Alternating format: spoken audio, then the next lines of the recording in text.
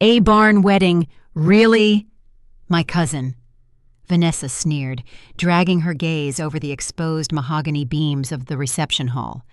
I suppose this rustic aesthetic is the best you could do on your budget. I did not flinch. I just handed her a flute of champagne and offered a polite smile.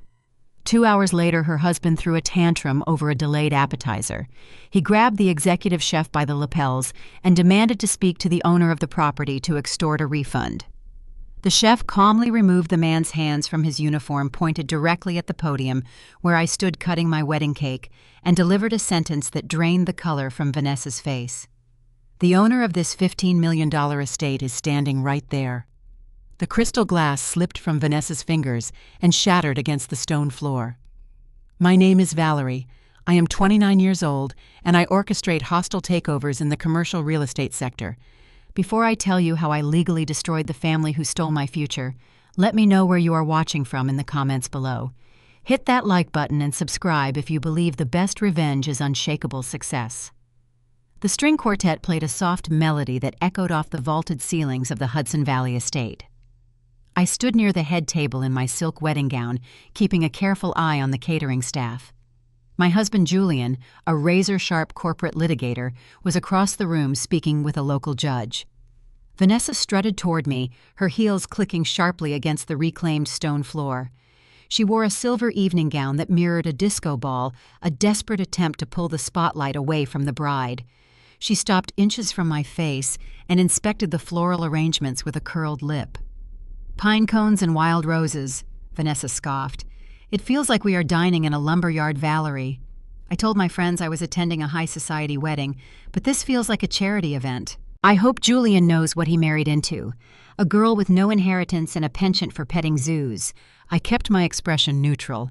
I picked up a fresh glass of champagne from a passing silver tray and pressed it into Vanessa's hand. "Drink up, Vanessa," I said evenly. "It is a long evening." Before she could fire another insult, her husband Darius pushed his way through the crowd. Darius is an African-American venture capitalist who wears flashy designer watches and brags about his crypto portfolios to anyone who will listen. His face was twisted in a scowl. He held a stained cocktail napkin. A waiter just spilled a drop of red wine on my shoe. Darius snapped his voice, carrying over the music. "Where is the management in this place? The service is a joke. I do not pay for incompetence. You did not pay for anything here, Darius," I reminded him softly. He ignored me, his eyes locking onto the executive chef emerging from the kitchen doors. Darius marched across the floor and seized the chef by the collar of his white uniform. The sudden physical altercation silenced the nearby tables. Guests turned their heads, their conversations dying in their throats. "Listen to me, you incompetent fool," Darius snarled, shaking the chef by the fabric. "I manage 9-figure investment funds in Manhattan. My dry cleaning bill costs more than your salary. Bring me the owner of this cheap rundown barn right now.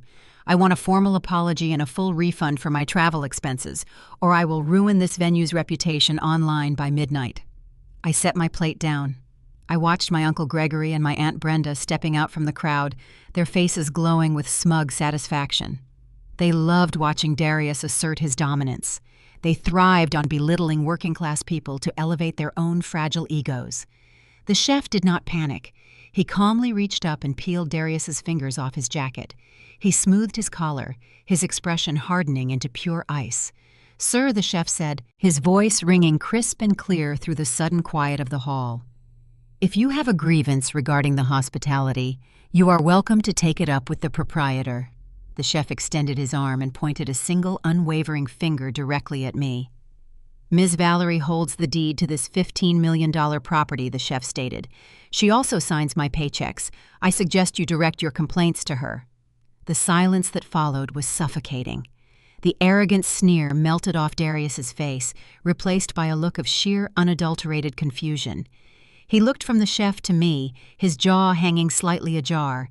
Next to him, Vanessa stood paralyzed. Her fingers went limp. The champagne flute slipped from her grasp, plummeting toward the floor. The glass exploded into jagged pieces against the stone, the sharp crack echoing like a gunshot across the reception hall. Uncle Gregory's face turned a dangerous shade of crimson. His breathing grew heavy.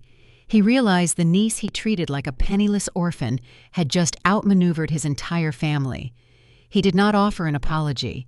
Instead, he shoved his way past the shattered glass, his eyes locked on me with a sudden predatory rage. The shattered crystal on the stone floor served as the opening bell for Gregory's collapsing ego. The ambient chatter in the reception hall died, replaced by the suffocating silence of high society guests witnessing a spectacular loss of control. Gregory did not check on his son-in-law. He did not offer an apology to the executive chef or the surrounding crowd. His eyes locked onto me, burning with a frantic, unhinged entitlement. The illusion of his superiority had just been publicly stripped away, and he needed a target to absorb his humiliation. Gregory marched across the reclaimed stone floor, his heavy footsteps echoing over the quiet string quartet. He bypassed the head table and lunged straight for me, his thick fingers clamped around my upper arm, his grip digging painfully through the delicate silk of my wedding gown. He did not speak. He simply jerked me forward, using his physical weight to drag me away from the stunned guests. I did not struggle or cry out for the security detail. I let him pull me past the bewildered catering staff, through the heavy stainless steel swinging doors, and into the harsh fluorescent glare of the kitchen corridor. The scent of roasted rosemary and garlic vanished, replaced by the sterile smell of industrial bleach. Brenda, my aunt, followed closely behind us. She let the heavy metal doors swing shut, cutting off the music and the stares of the wedding guests. She stood guarding the exit, her arms crossed over her sequined dress, her face set in a mask of haughty indignation. Gregory shoved me backward. My shoulders hit the cold ceramic tile of the hallway wall. He stepped into my personal space, towering over me, attempting to use his physical size to force submission. The veins in his neck pulsed against his stiff collar. He ignored the scene Darius had just caused in the ballroom. He ignored the revelation of my ownership. He only cared about reasserting his dominance over the niece he viewed as property.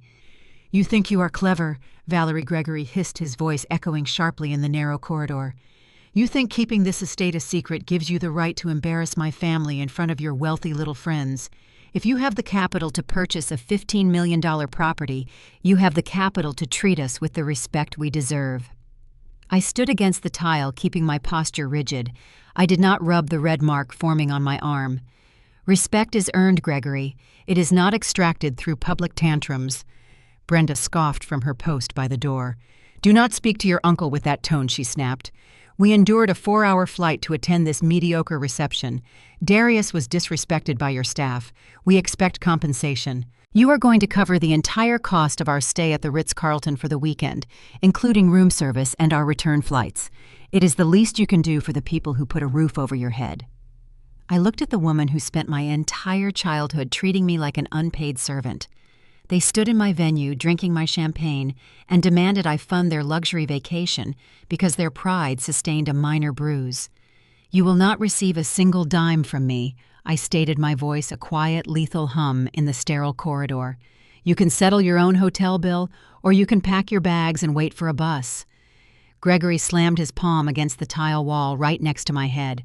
The loud smack caused a passing line cook to freeze in his tracks before quickly retreating down the hall. "You owe us everything," Gregory snarled, spraying drops of saliva into the air. "When your parents died in that intersection, nobody else wanted you. You were a burden. I took you into my home. I fed you. I clothed you. I raised you when you had nothing. You owe this family your unwavering loyalty, and you will pay for our expenses tonight, or I will walk back into that ballroom and tell your new husband exactly what an ungrateful, selfish brat he just married."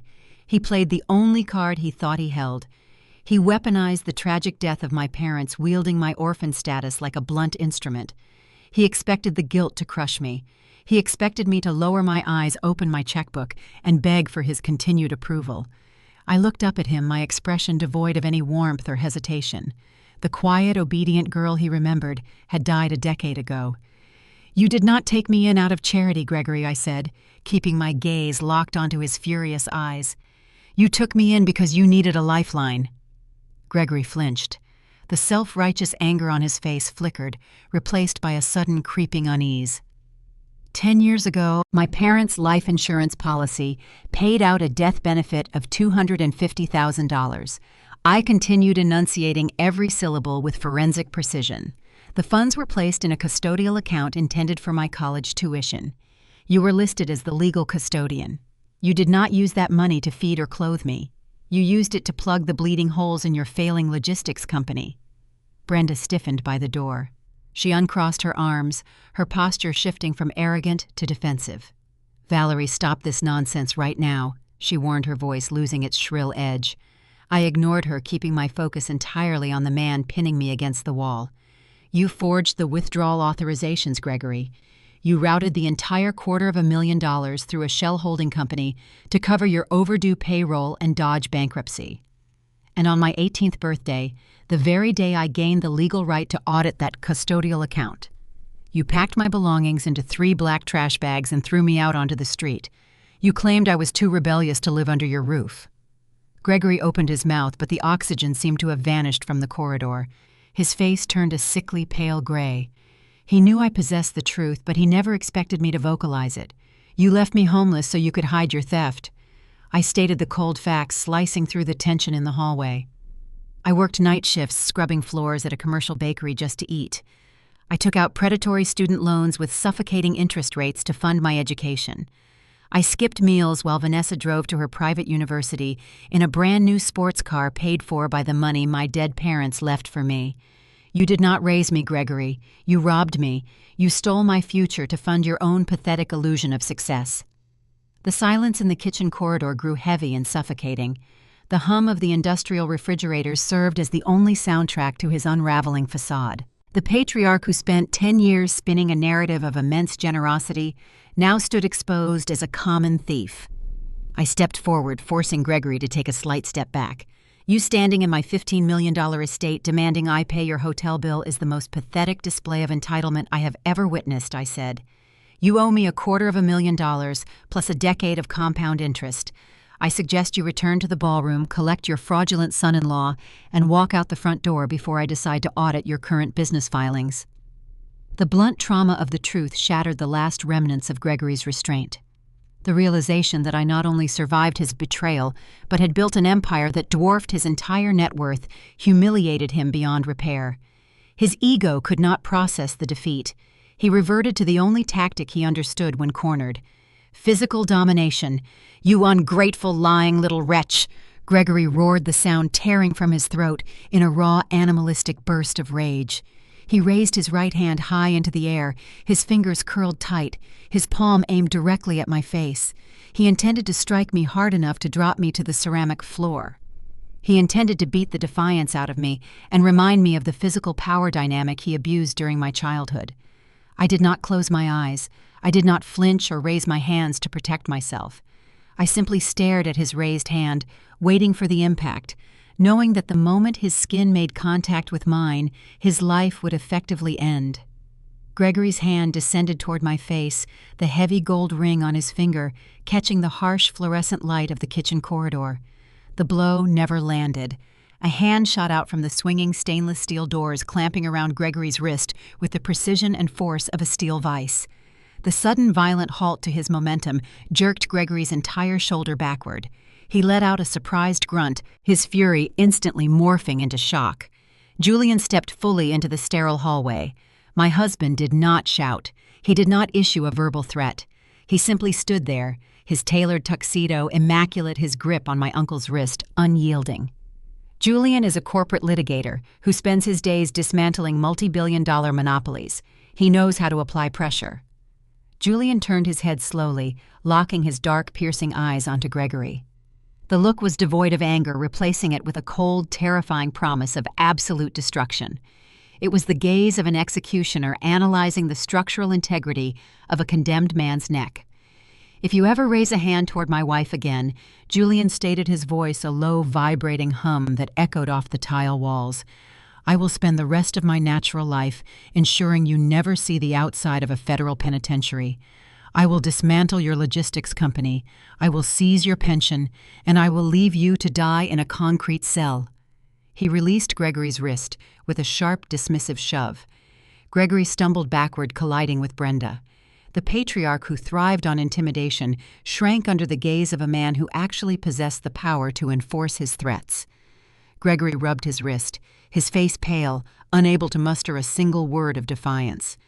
Brenda grabbed her husband's arm, her haughty demeanor entirely evaporated. She pulled him toward the exit doors leading back to the reception hall, shooting me a venomous look before they disappeared into the crowd. They understood that physical confrontation was no longer a viable tactic, but toxic families do not retreat. They mutate. When frontal assault fails, they resort to guerrilla warfare. Julian gently touched the small of my back, guiding me out of the kitchen corridor and back into the elegant expanse of the ballroom. The string quartet had transitioned to a lively waltz, and the affluent guests were mingling near the open bars and towering floral centerpieces. We resumed our positions near the head table, observing the room. I watched my aunt and uncle regroup with Vanessa and Darius near the edge of the dance floor. Their heads leaned together in tight, urgent conversation. The humiliation of the chef's public revelation, compounded by their failure in the hallway, fueled a desperate need for retaliation. Darius, still recovering from his earlier embarrassment, scanned the ballroom for a target to reassert his perceived status. His eyes locked onto a distinguished older gentleman standing near the champagne tower. It was Marcus Stanton, a legendary real estate tycoon who rarely attended social functions outside of his own elite circles. Stanton's presence at my wedding was a testament to the quiet, powerful alliance we had built over 3 years of aggressive commercial acquisitions. Darius recognized the billionaire immediately. He saw an opportunity to secure funding for his fraudulent cryptocurrency venture and salvage his bruised ego. Darius smoothed the lapels of his designer suit plastering on a confident, predatory smile. He abandoned his wife and marched directly toward Stanton, intercepting the older man before he could reach the bar. "Mr. Stanton, an honor." Darius began, his voice projecting a forced, jovial familiarity. "Darius Vance. I manage a premier digital asset portfolio in Manhattan. We are currently opening a new funding round for a revolutionary blockchain integration model. Given your extensive capital, I believe this is exactly the kind of exponential growth vehicle your portfolio requires." Stanton paused, his silver eyebrows furrowing slightly. He looked at Darius's extended hand, then slowly looked up at the younger man's face. He did not accept the handshake. He did not offer a polite rejection. Stanton treated Darius with the exact same dismissive indifference one might show a buzzing insect. Stanton turned away, physically dismissing Darius from his presence. The billionaire walked straight across the polished stone floor, heading directly toward the head table. Darius stood frozen near the champagne tower, his hand hovering in empty space. The rejection was absolute and painfully public. The few guests standing nearby politely averted their eyes, embarrassed by the blatant display of social climbing gone wrong. Darius's face flushed a deep, humiliated crimson. He clenched his jaw, his pride fracturing under the weight of the undeniable snub. Stanton reached the head table. He did not offer a casual greeting. The legendary tycoon stopped in front of me and offered a deep, respectful bow of his head. "Valerie, congratulations on a stunning venue acquisition," Stanton said, his voice carrying the warm, genuine respect of a peer. "The Hudson Valley portfolio is a masterpiece. I look forward to discussing the upcoming commercial rezoning project with you next quarter." "Thank you, Marcus," I replied, offering a warm smile. "Your guidance during the negotiation phase was invaluable." The exchange was brief, but the implications struck the room like a physical blow. The billionaire tycoon did not view me as a lucky bride. He viewed me as a formidable equal in the cutthroat arena of commercial real estate. Darius witnessed the entire interaction from across the room. He watched the man who just ignored his existence bow to the woman he deemed a cheap, uneducated orphan. The cognitive dissonance shattered his remaining composure. He could not accept a reality where he was the insignificant beggar and I was the mogul. He needed to destroy the image of my perfection to restore his own twisted sense of superiority. He moved away from the bar, his eyes locking onto me with a frantic, malicious intent. He spotted a server balancing a large silver tray loaded with fresh glasses of deep crimson red wine. Darius stepped into the server's path, feigning a clumsy misstep. He bumped his shoulder hard against the young waiter. The server stumbled, losing his grip on this heavy tray. Darius did not try to catch the falling glasses. Instead, he subtly twisted his body, using his forearm to forcefully redirect the trajectory of the plummeting tray directly toward the head table. The sequence unfolded in agonizing slow motion. A dozen crystal goblets launched into the air, spinning end over end. A cascade of dark, vibrant red wine erupted outward, arcing across the space between us. The wine struck me center mass. The heavy liquid splashed across the bodice of my pristine silk wedding gown. It soaked instantly into the delicate fabric, spreading rapidly outward in a massive, jagged, blood-red stain. The glasses shattered violently against the reclaimed stone floor around my feet, sending sharp fragments spraying across the hem of my dress. A collective gasp echoed through the ballroom. The string quartet ceased playing instantly. The ambient chatter died, replaced by the horrifying sound of shattering crystal and the soft dripping of ruined wine. I stood perfectly still. The cold, wet sensation of the ruined silk clung to my skin. I looked down at the dark, violent stain marring the dress I had designed specifically for this day. I slowly lifted my gaze, scanning the frozen crowd. Darius stood a few feet away, feigning a look of exaggerated shock. "Oh my God, I am so sorry," he stammered loudly, ensuring everyone heard his performance. The waiter just completely lost his balance. What a tragic accident. Behind him, standing near the floral archway, Vanessa did not attempt to hide her reaction. A slow, sickeningly triumphant smile stretched across her face. Her eyes gleamed with a vicious, unadulterated joy. She stared at the ruined wedding dress, reveling in the public destruction of my perfect moment. She believed they had finally succeeded in dragging me back down into the dirt. The guests watched me in stunned silence. They expected tears. They expected a hysterical breakdown, a screaming match, or a dramatic exit from the humiliated bride. I did not scream. I did not shed a single tear. I did not even attempt to dab at the stain with a napkin. I remained perfectly composed, a statue carved from absolute ice. I looked directly at Vanessa, acknowledging her sick victory smile, and then I slowly raised my right hand. I made a single sharp, tactical gesture with 2 fingers, aimed toward the shadowed corner of the room. The guests did not understand the signal, but the elite private security detail stationed silently around the perimeter of the ballroom certainly did. The trap was armed. The sabotage was complete. It was time to initiate the execution. The visual impact of the ruined silk triggered a frantic, disorganized response from the catering staff. Waiters rushed forward with armfuls of white napkins, their faces pale with panic, desperately trying to mitigate the damage. The guests murmured in horrified tones, their eyes darting between my stained gown and Darius's theatrical display of remorse. Before the security detail could close the distance across the expansive ballroom floor to intercept Darius, a firm hand clamped tightly around my wrist. Brenda materialized from the stunned crowd. She did not offer a gesture of comfort. She did not inquire about my well-being. Her grip was punishing, her nails digging into my skin through the damp fabric of my sleeve. She yanked me backward, pulling me away from Julian and the approaching security personnel. "Come with me right now," Brenda hissed, her voice a sharp, urgent command masked by the surrounding commotion. "You are making a spectacle of yourself. You need to clean up this disaster before you embarrass Julian's family any further." I allowed her to drag me away from the head table. I needed isolation to execute the next phase of the strategy, and my aunt was unwittingly providing the perfect opportunity. She hauled me down a short, dimly lit corridor adjacent to the main hall, pushing open the heavy oak door leading into the private bridal suite. The moment I stumbled across the threshold, Brenda slammed the heavy door shut and twisted the brass deadbolt lock with a loud, definitive click. The ambient noise of the reception hall instantly vanished, replaced by the sterile, quiet atmosphere of the dressing room. The heavy velvet curtains were drawn tight. The large vanity mirrors reflected the massive, jagged wine stain blooming across my chest. I turned to face my aunt. I maintained a posture of detached observation, analyzing her frantic energy. Brenda did not waste time with pleasantries. She unclasped her sequined clutch purse and aggressively pulled out a thick manila folder. She threw it hard against the polished surface of the vanity table. The heavy paper slapped against the wood, sliding to a halt in front of my reflection. "Open it," Brenda demanded. Her chest heaved beneath her expensive gown. The smug patrician facade she maintained for the guests had completely evaporated, revealing the desperate, calculating extortionist beneath. I did not reach for the folder immediately.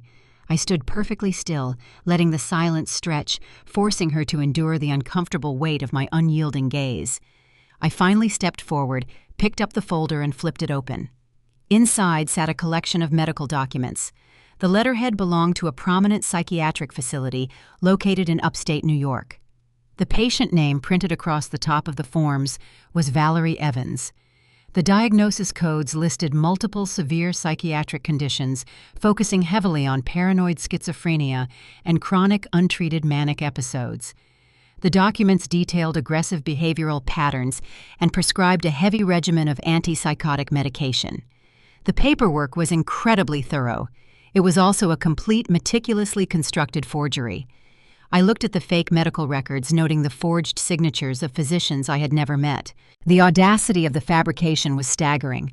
My family had spent significant capital to create a flawless weapon of character assassination. I slowly closed the folder and rested my hand flat against the cover. "I have never been a patient at this facility, Brenda," I stated calmly. "The clinical details are entirely fabricated. A simple subpoena of my actual medical history will prove these documents are fraudulent." Brenda let out a sharp, cruel laugh. She crossed her arms, leaning back against the locked door, reveling in the power she believed she held. "It does not matter if they are fake," Valerie Brenda sneered, her voice dripping with toxic satisfaction. "Perception is reality in elite political circles. Julian's family operates at the highest echelons of state politics. His father is currently vetting a run for the federal Senate. They rely on an immaculate public image. They cannot afford a scandal, especially one involving a volatile, mentally unstable daughter-in-law with a documented history of severe psychiatric breakdowns." She stepped closer, her eyes gleaming with malicious intent. "If I leak these documents to the press, or even just mail a copy to Julian's parents, the damage is irreversible," Brenda continued. "The mere accusation of hidden schizophrenia will force them to initiate an annulment to protect their political capital. Julian will drop you the moment he realizes you are a liability. You will lose this marriage, you will lose your social standing, and you will be humiliated on a public stage. The media loves a tragic downfall. They will devour you." She outlined the threat with precise, devastating logic. She understood the mechanics of elite society perfectly. A forged document could destroy a reputation just as effectively as a real one if deployed strategically.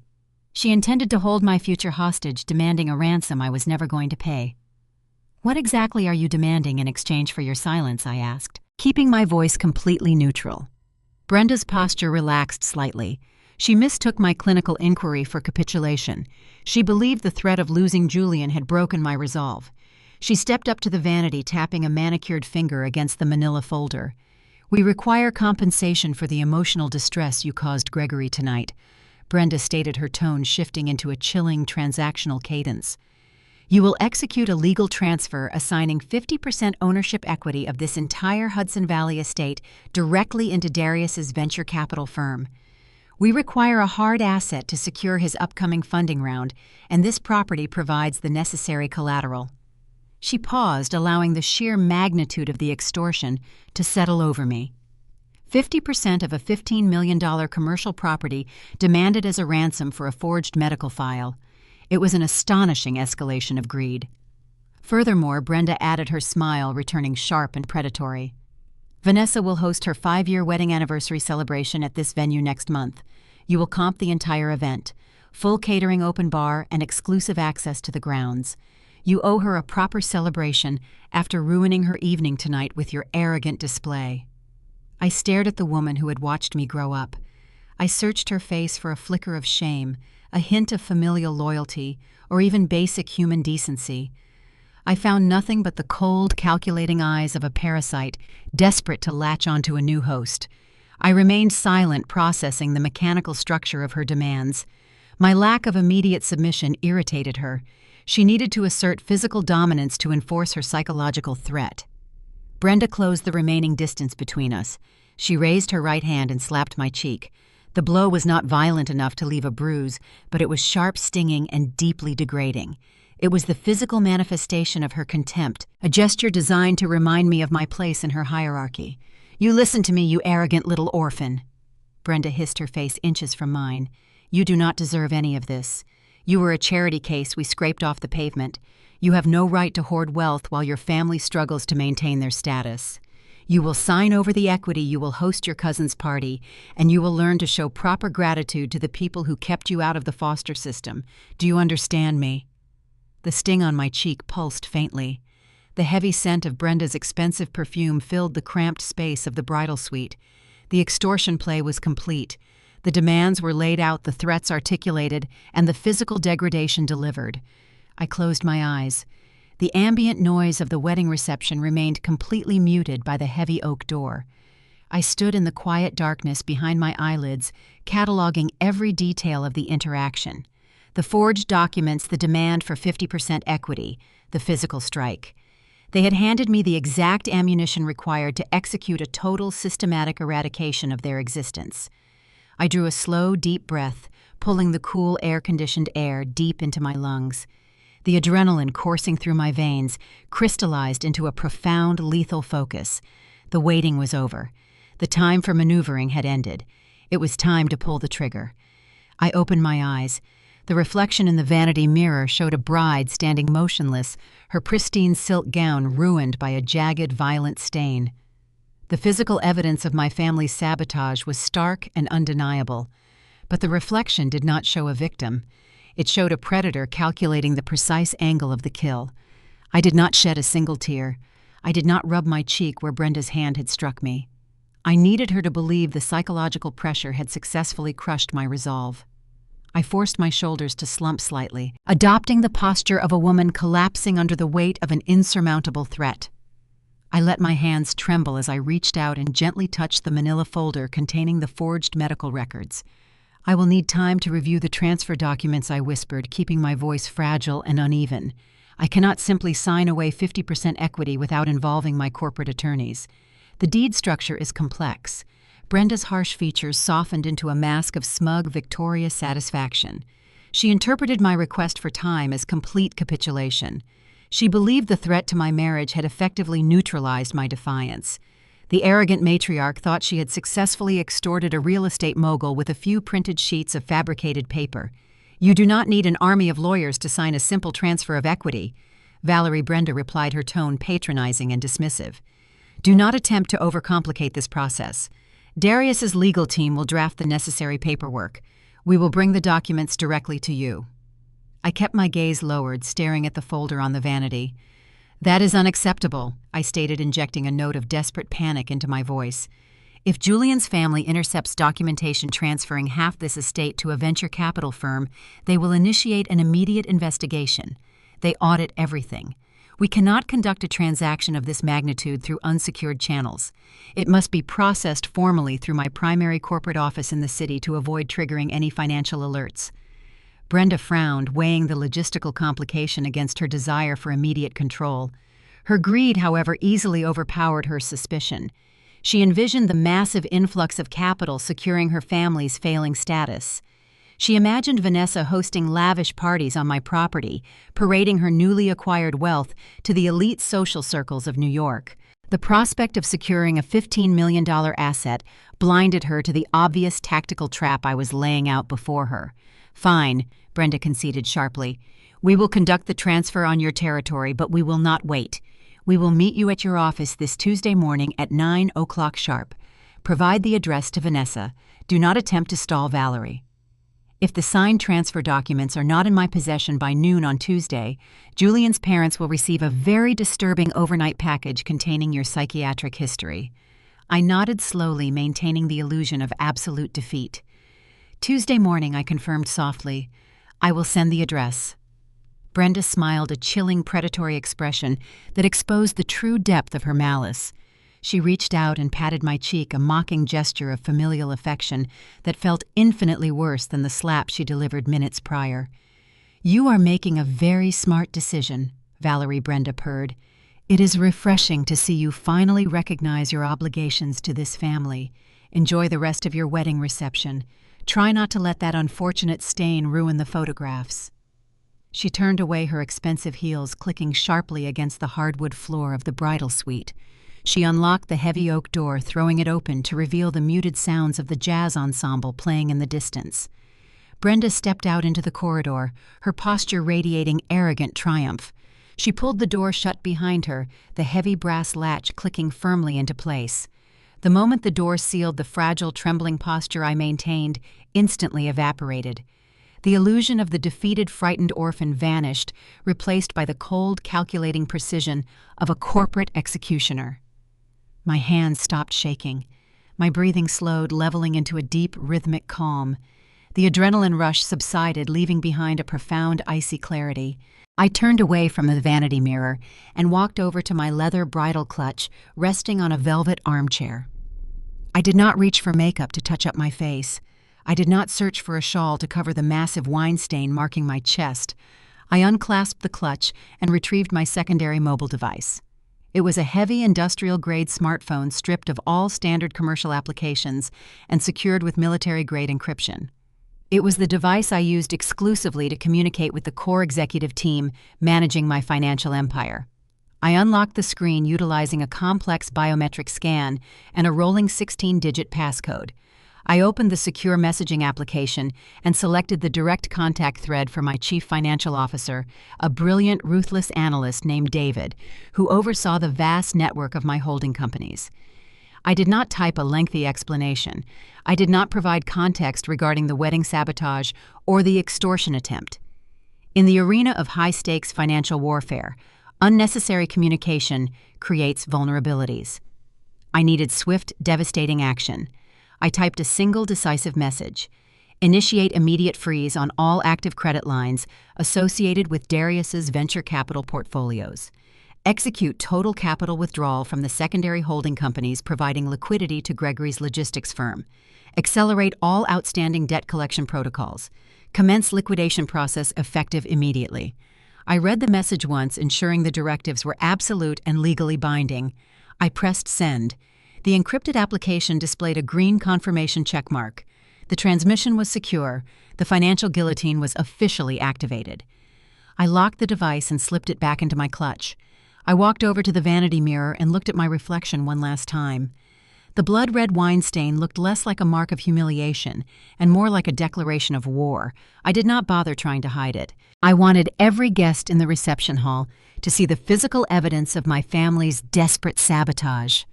I wanted the elite political circles connected to Julian's parents to witness the stark contrast between my calm resilience and the chaotic, desperate flailing of the people trying to destroy me. I smoothed the undamaged silk of my skirt, stepped toward the heavy oak door, and turned the brass knob. I walked out of the bridal suite and headed straight down the corridor, moving back toward the vibrant noise and the glittering lights of the grand ballroom. I pushed through the main doors and stepped back into the reception. The guests turned to look at me, their eyes instantly drawn to the ruined bodice of my wedding gown. A hushed silence rippled through the crowd as I walked calmly toward the head table. I located my family near the main bar. Gregory stood with his chest puffed out, holding a fresh glass of scotch, acting as if the physical confrontation in the kitchen hallway had never occurred. Vanessa was laughing loudly at a joke Darius made, her head thrown back in performative delight. Brenda joined them, leaning in to whisper conspiratorially into her husband's ear. She was likely delivering the news of my supposed capitulation, detailing the terms of the extortion and the impending transfer of the multi-million-dollar estate. They looked incredibly smug. They looked like victors celebrating a decisive triumph over a weaker opponent. They clinked their crystal glasses together, toasting their successful manipulation, entirely oblivious to the catastrophic financial disaster currently racing toward them through the fiber optic cables of the global banking system.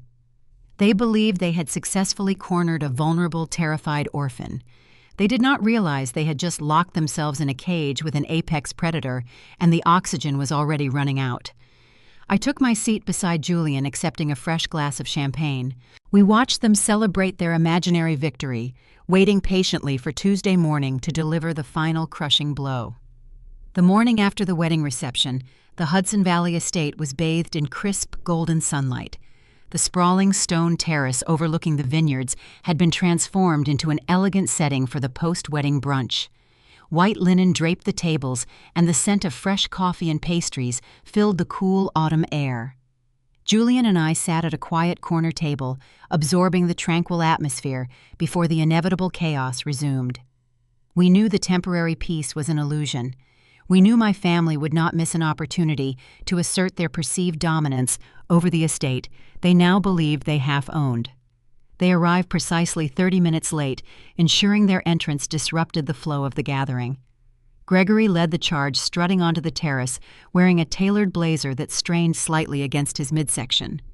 Brenda followed closely, her chin tilted upward, projecting the haughty demeanor of a newly crowned monarch surveying her territory. Vanessa and Darius trailed behind a synchronized display of flashy designer sunglasses and aggressive entitlement. They did not approach the buffet line to serve themselves. They immediately commandeered a prime table near the center of the terrace, physically displacing a group of Julian's distant cousins who were politely finishing their meals. Gregory snapped his fingers loudly, summoning a passing waiter carrying a tray of mimosas. The young man hurried over, balancing the tray carefully.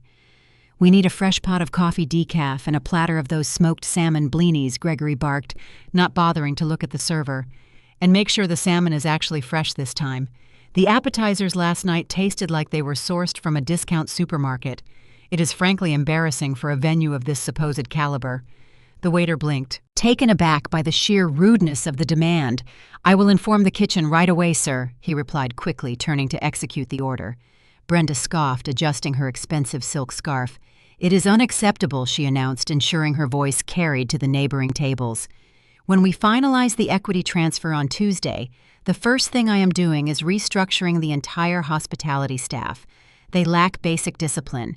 This property requires a firmer hand if it intends to operate as a premier event space. They were already acting as the proprietors. The extortion plot had infused them with a toxic, delusional confidence.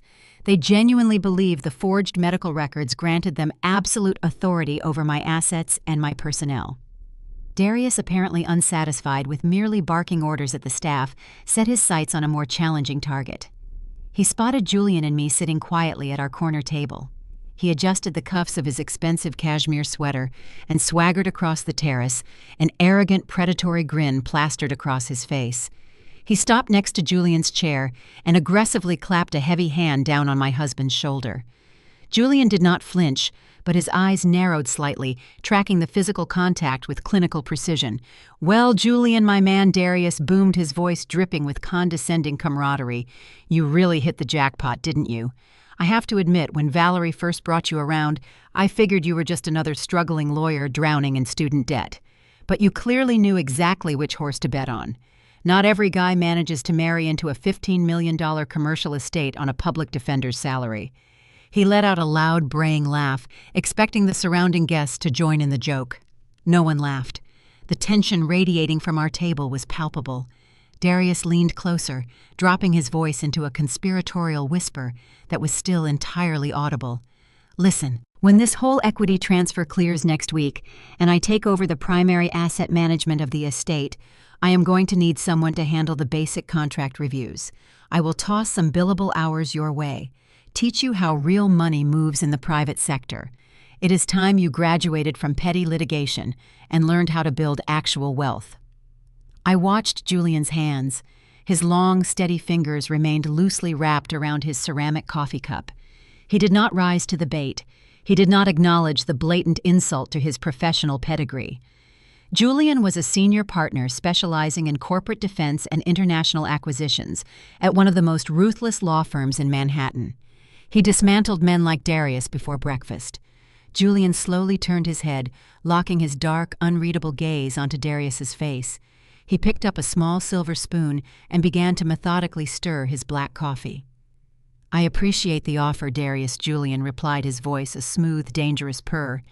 "But I find the private equity sector a bit too volatile for my tastes these days, especially with the sudden uptick in federal scrutiny regarding decentralized asset portfolios." Julian tapped the spoon against the edge of his cup, a sharp ringing sound that cut through the morning air. "I was actually reviewing a fascinating case study recently," Julian continued, keeping his eyes fixed on Darius.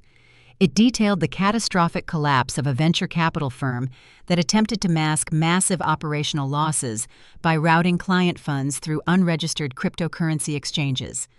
The federal prosecutors utilized the Bank Secrecy Act and the anti-money laundering statutes to initiate immediate asset forfeiture before the CEO even realized he was under investigation. A fascinating application of federal law, wouldn't you agree? The color instantly drained from Darius's face. The arrogant, swaggering posture collapsed, replaced by a sudden, rigid panic. His eyes darted nervously from Julian to me, searching for confirmation of a threat. He knew his venture capital firm was currently engaged in the exact illicit maneuvers Julian just casually described. He realized with a sickening jolt that the quiet lawyer he just insulted might possess a terrifying depth of knowledge regarding his precarious financial reality. Darius opened his mouth to formulate a response, but before he could speak, a sharp, irritated voice interrupted the exchange. Vanessa pushed her way past a group of lingering guests, marching directly up to our table. She clutched a thick leather folio tightly against her chest. Her face was set in a tight, determined expression, completely ignoring her husband's sudden pale silence. "Enough small talk," Vanessa snapped, glaring down at me. She slammed the leather folio down onto the table directly on top of the floral centerpiece. "We are not waiting until Tuesday for the official closing, Valerie." She flipped the folio open, revealing a stark, legally binding document. It was a preliminary land use authorization form, heavily favoring a holding company registered under Darius's name. "My mother wants the equity transfer handled in New York, and that is fine," Vanessa stated, her tone arrogant and unyielding. "But Darius needs to secure the venue for his investor summit next month, and I need immediate authorization to begin planning my anniversary gala. You are going to sign this land use agreement right now. It grants us unrestricted access to the estate grounds starting tomorrow." I looked down at the document. It was a blatant power grab designed to physically entrench them on the property before the formal equity transfer even occurred. They wanted to seize the territory and establish their dominance immediately. "I am not signing any legal documents at a post-wedding brunch, Vanessa," I replied calmly, keeping my hands resting in my lap. "I told Brenda the transaction will be finalized at my office on Tuesday." Vanessa slammed her hand flat against the table, rattling the coffee cups. "Do not try to stall Valerie." She leaned over the table, lowering her voice into a vicious, threatening hiss. "We have the medical files. We have the documentation of your psychiatric history. If you do not sign this authorization right this second, I will personally walk over to Julian's parents and hand them a copy of your schizophrenia diagnosis. I will tell them exactly what kind of unstable, volatile woman their son just married." She was weaponizing the extortion, openly confident that the threat of social ruin would force my immediate compliance. She expected me to panic, to grab the pen and frantically sign the document to protect my fragile new marriage. Gregory materialized behind Vanessa, crossing his thick arms over his chest, reinforcing the physical intimidation. "Sign the paper," Valerie. Gregory commanded, his voice a low, rumbling threat. "You owe this family. Do not make us ruin this beautiful morning for you." They formed a physical barricade around the table, using their collective presence to trap me. The air grew thick with their toxic entitlement. They believed they held all the leverage, totally blind to the financial execution I had already initiated the night before. I looked at the pen resting on the table, then up at the expectant, greedy faces of my family. The trap was ready, and it was time to pull them directly into the center of it.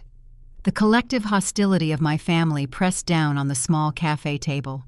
Gregory stood like a sentinel, his physical mass intended to block any route of escape. Vanessa leaned forward, her finger jabbing at the preliminary land use authorization form, her eyes wild with the anticipation of a forced surrender. Darius lingered in the background, still pale from Julian's subtle legal threat, yet desperate to secure the asset that would temporarily mask his bleeding portfolios. They were entirely focused on the document, convinced that a single signature would solve their compounding financial failures. I reached forward, my movement slow and deliberate. I extended my hand toward the heavy, gold-plated fountain pen resting beside the leather folio. I allowed my fingers to brush against the cool metal casing. I needed them to believe the psychological pressure was working. I needed them to taste the victory before I snatched it away. I lifted the pen, holding it loosely above the signature line. Vanessa's breathing hitched a sharp intake of air, signaling her eager anticipation. Suddenly my fingers relaxed. The heavy pen slipped from my grasp, clattering loudly against the ceramic edge of my coffee saucer before rolling off the table entirely. It hit the stone terrace floor with a sharp, definitive clack, disappearing beneath the pristine white linen tablecloth. "Oh, I apologize," I murmured, my voice projecting a mild, helpless frustration. "My hands are terribly unsteady this morning." Vanessa groaned, throwing her hands up in exasperated disbelief. "Are you incapable of executing a simple task, Valerie? Pick it up and sign the document. We do not have all day." I did not bend down to retrieve the pen. I leaned back in my chair, folding my hands neatly in my lap. I looked directly into Vanessa's furious eyes, dropping the facade of the flustered bride and replacing it with the cold, immovable resolve of a corporate executive. I am not signing a handwritten preliminary authorization drafted on a piece of hotel stationery, Vanessa. I stated my tone crisp and authoritative. The Hudson Valley estate is a massive commercial asset currently managed by a complex network of corporate trusts. A hasty signature on a flawed document will not grant Darius legal access to the property. It will only trigger an automated fraud alert from my compliance department, freezing the entire asset indefinitely. Gregory slammed his fist against the back of an empty chair. "Stop stalling, you ungrateful wretch!" He growled, his face flushing a deep, mottled red. "You think you can use legal technicalities to avoid paying your debts to this family. We will leak those psychiatric files to Julian's parents right now. We will ruin you before noon." I turned my gaze to my uncle, my expression entirely devoid of fear. "I am not stalling, Gregory. I am protecting the integrity of the transaction. If you want the 50% equity transfer to hold up in a federal tax audit, it must be executed properly. The deed transfer requires the presence of my primary legal counsel, notarized signatures, and the formal restructuring of the holding company's operational bylaws." I paused, letting the bureaucratic jargon confuse and frustrate them. "The transaction will take place exactly as I agreed with Brenda last night," I continued, my voice a quiet, lethal hum. "Tuesday morning, 9 o'clock sharp, at my office in Manhattan. My legal team will have the official transfer documents prepared. You bring the forged medical records, and we will finalize the exchange." Gregory scoffed loudly, a harsh, dismissive sound that echoed across the quiet terrace. "You want us to travel all the way into the city just to visit whatever pathetic rented cubicle you operate out of. You are stalling. You probably work out of a shared basement office pretending to be a real estate mogul. You are a glorified secretary who got lucky buying a cheap barn." I allowed a faint, icy smile to touch the corners of my mouth. "I understand it is an inconvenience, Gregory, but if you want the equity, you will conduct the business on my terms in my territory. If you fail to arrive by 9, the deal is void, and I will report the extortion attempt to the authorities myself." The ultimatum hung heavily in the air. Gregory glared at me, his jaw clenched tight. He hated ceding control, but his greed overwhelmed his pride. He desperately needed the capital injection to save his failing logistics company, and Darius desperately needed the estate as collateral to appease his furious investors. They had no choice but to comply. "Fine," Gregory snapped, pointing a thick, threatening finger at my face. "Tuesday, 9 o'clock. You better have those transfer documents ready to sign, or I swear to God, Valerie, I will burn your new marriage to the ground." He turned on his heel and marched away, signaling Brenda and the rest of the family to follow. Vanessa shot me one last venomous glare before grabbing her expensive handbag and storming off the terrace. Darius lingered for a fraction of a second, his eyes darting nervously toward Julian, before quickly retreating behind his wife. I watched them disappear into the main lobby of the hotel. I did not exhale a sigh of relief. The confrontation was merely the opening move of a much larger offensive. I stood up from the table, signaling the waiter to clear our plates.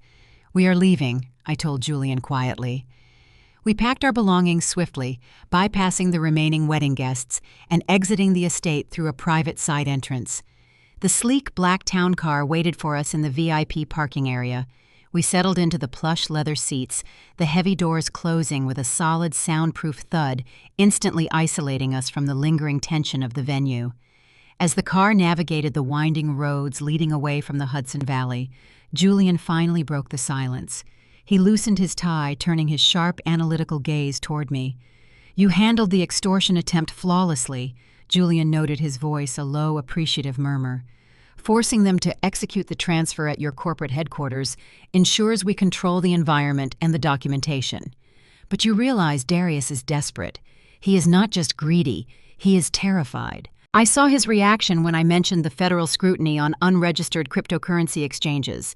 I reached into my designer handbag and pulled out my encrypted mobile device.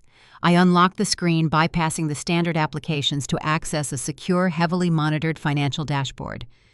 Darius is terrified because his entire venture capital firm is a catastrophic illusion, I stated, my voice devoid of any familial sympathy. He does not manage legitimate assets, Julian. He operates a highly sophisticated Ponzi scheme. He uses incoming capital from new investors to pay off the exorbitant returns promised to his early backers. The entire structure relies on a constant influx of cash. Julian's eyebrows rose slightly. The revelation of federal-level fraud within his new extended family intrigued him. And the cryptocurrency angle, he asked, probing for the specific mechanism of the crime. It was a desperate gamble to cover a massive liquidity crisis 6 months ago. I explained, swiping across the screen to pull up a complex web of financial data flowcharts. Darius routed $30 million of his investors' funds through a series of decentralized offshore shell companies, attempting to generate rapid, untraceable returns. The market crashed, the tokens lost 90% of their value, and the $30 million evaporated overnight. I turned the screen toward Julian, illuminating the dark interior of the car with the stark, damning evidence of my brother-in-law's criminal negligence. He is currently facing a total operational deficit, I continued. His primary lenders are threatening to call in their loans by the end of the quarter. He needs the 50% equity in my estate to serve as hard collateral to secure a bridge loan. Without it, the Ponzi scheme collapses, and the federal authorities will seize his remaining assets before the end of the month. Julian studied the data on the screen, his brilliant legal mind instantly recognizing the devastating leverage I now possessed. But how did you acquire this level of granular internal financial data regarding his offshore accounts? Julian asked, his voice laced with genuine respect. I locked the screen and slipped the phone back into my bag. I did not steal the data, Julian. I bought it. I turned to face my husband, letting the full weight of my strategic maneuvering settle between us. Over the past 3 months, I utilized a network of anonymous proxy buyers to systematically purchase the outstanding debt portfolios held by Darius's primary institutional lenders. I acquired the loans at a significant discount because the banks recognized the toxic nature of his assets. Julian stared at me, the profound realization washing over his features. You own his debt. I own 80% of his total outstanding liabilities. I confirmed, my voice a quiet, lethal blade in the silence of the car. He currently owes my holding company $30 million payable immediately upon demand. My family believed they were marching into a rented cubicle on Tuesday morning to extort a helpless, terrified orphan. They believed they were initiating a hostile takeover of my assets to save their crumbling empires. They had absolutely no idea they were walking directly onto a financial scaffold, and I was the executioner currently holding the axe. The steel and glass facade of the Manhattan skyscraper reflected the harsh morning light, a towering monument to absolute financial power situated dead in the center of the financial district. Tuesday morning arrived with crisp, unforgiving clarity. I stood in front of the floor-to-ceiling windows in my penthouse office, watching the microscopic yellow cabs navigate the concrete canyons 50 stories below. The trap was set, the evidence compiled, and the executioners waited patiently in the wings. Down in the expansive marble-clad lobby of the tower, the Preston family made their anticipated arrival. They did not attempt to blend in with the sleek, muted professionalism of the Wall Street elite, flowing through the revolving doors. They arrived radiating an aggressive, ostentatious arrogance, dressed to intimidate a low-level clerk they believed they were about to extort. Gregory wore a loud, pinstriped suit that strained against his broad shoulders, projecting the aggressive bluster of a man accustomed to shouting down his subordinates. Brenda draped herself in a heavy, overly patterned silk scarf and gripped a counterfeit designer handbag, her chin angled upward in a practiced display of haughty disdain. Vanessa tottered into the lobby on spiked heels, wearing a vibrant, inappropriate cocktail dress for a Tuesday morning business meeting, her face set in a permanent mocking sneer. Darius flanked them wearing a shiny metallic gray suit and a heavy gold watch, exuding the desperate, flashy confidence of a con artist walking into his final grift. They moved as a unified hostile front, ignoring the polite flow of pedestrian traffic. They marched directly toward the massive curved obsidian reception desk, dominating the center of the lobby. Darius did not wait for the receptionist to finish her phone call. He stepped aggressively into her personal space and slammed his palm flat against the polished black stone. "We are here to see a low-level employee named Valerie Darius," demanded his voice booming across the quiet, hushed lobby, deliberately attempting to assert dominance over the staff. "Tell her to come down here immediately and escort us up. We have a very important meeting, and we are not waiting in a crowded lobby like common messengers." The receptionist, a highly trained professional accustomed to managing volatile billionaires and aggressive corporate raiders, did not flinch. She slowly placed the phone receiver back onto its cradle and looked up at the four hostile intruders. She processed their garish attire, their aggressive posturing, and the profound, almost comical arrogance of their demand. She did not ask for their identification. She did not check a visitor log. She simply looked at them with a mixture of polite confusion and thinly veiled pity. "You are here to see Ms. Valerie." The receptionist clarified her voice, a calm, even murmur that highlighted the abrasive volume of Darius's outburst. "Yes," Valerie Gregory snapped impatiently, stepping up beside his son-in-law. "She is an assistant or a clerk of some sort in this building. Just call down to her cubicle and tell her Gregory and Brenda are here. We have legal documents she needs to sign right now." The receptionist's gaze flickered briefly toward the heavy manila folder clutched tightly in Brenda's hand, the folder containing the forged psychiatric evaluation. A subtle, almost imperceptible smile touched the corner of the receptionist's mouth. She reached beneath the obsidian desk and retrieved a sleek black keycard embossed with a subtle gold insignia. She did not make a phone call. She did not page a cubicle. "Ms. Valerie is expecting you," the receptionist stated, maintaining her flawless professional composure. "Please proceed directly to the private executive elevator bank located down the west corridor." She extended her hand, presenting the black keycard to Darius. "You will need this VIP access card to bypass the standard security protocols. The elevator will take you directly to her designated floor." Darius snatched the card from her hand without offering a word of thanks. He sneered, turning back to his family with a look of smug, validated superiority. "You see," Darius bragged, his voice dripping with condescension as he led them toward the designated corridor. Even the low-level receptionists know to jump when real money walks into the building. Valerie probably had to beg her boss for an hour just to get us a visitor pass. They bypassed the crowded banks of standard elevators, ignoring the hundreds of analysts and junior executives waiting for transport. They located the secluded private elevator bay indicated by the receptionist. Darius confidently swiped the black keycard against the biometric scanner. The heavy brushed steel doors slid open silently, revealing an expansive wood-paneled interior that felt more like a luxury private jet than a standard corporate transport. They piled inside the doors, closing with a solid soundproof thud, instantly isolating them from the bustling lobby. As the elevator began its rapid, silent ascent, the initial adrenaline of their arrogant arrival gave way to a giddy, malicious anticipation. They were trapped in a steel box, hurtling toward their impending destruction, yet they spent the journey mocking the woman they believed they were about to conquer.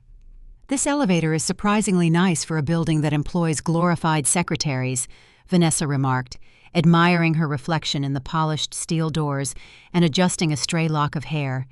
"I bet she had to promise her manager she would work overtime for a month just to borrow a conference room for this meeting." Brenda let out a short, harsh laugh. She clutched the manila folder tighter against her chest. "I do not care if we meet in a broom closet as long as she signs over the estate equity. We need to secure the venue for your anniversary party, Vanessa. And we need to remind that arrogant little orphan exactly where she belongs in the hierarchy of this family." Gregory crossed his arms, staring up at the digital floor indicator rapidly ticking upward.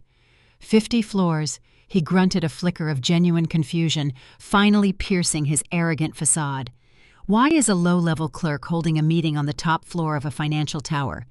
The penthouse levels are usually reserved for the executive board. Darius waved his hand dismissively, unwilling to entertain any scenario that contradicted his established narrative of superiority. "Do not overthink it, Gregory. She probably begged a junior partner to let her use an empty boardroom while the executives are out to lunch.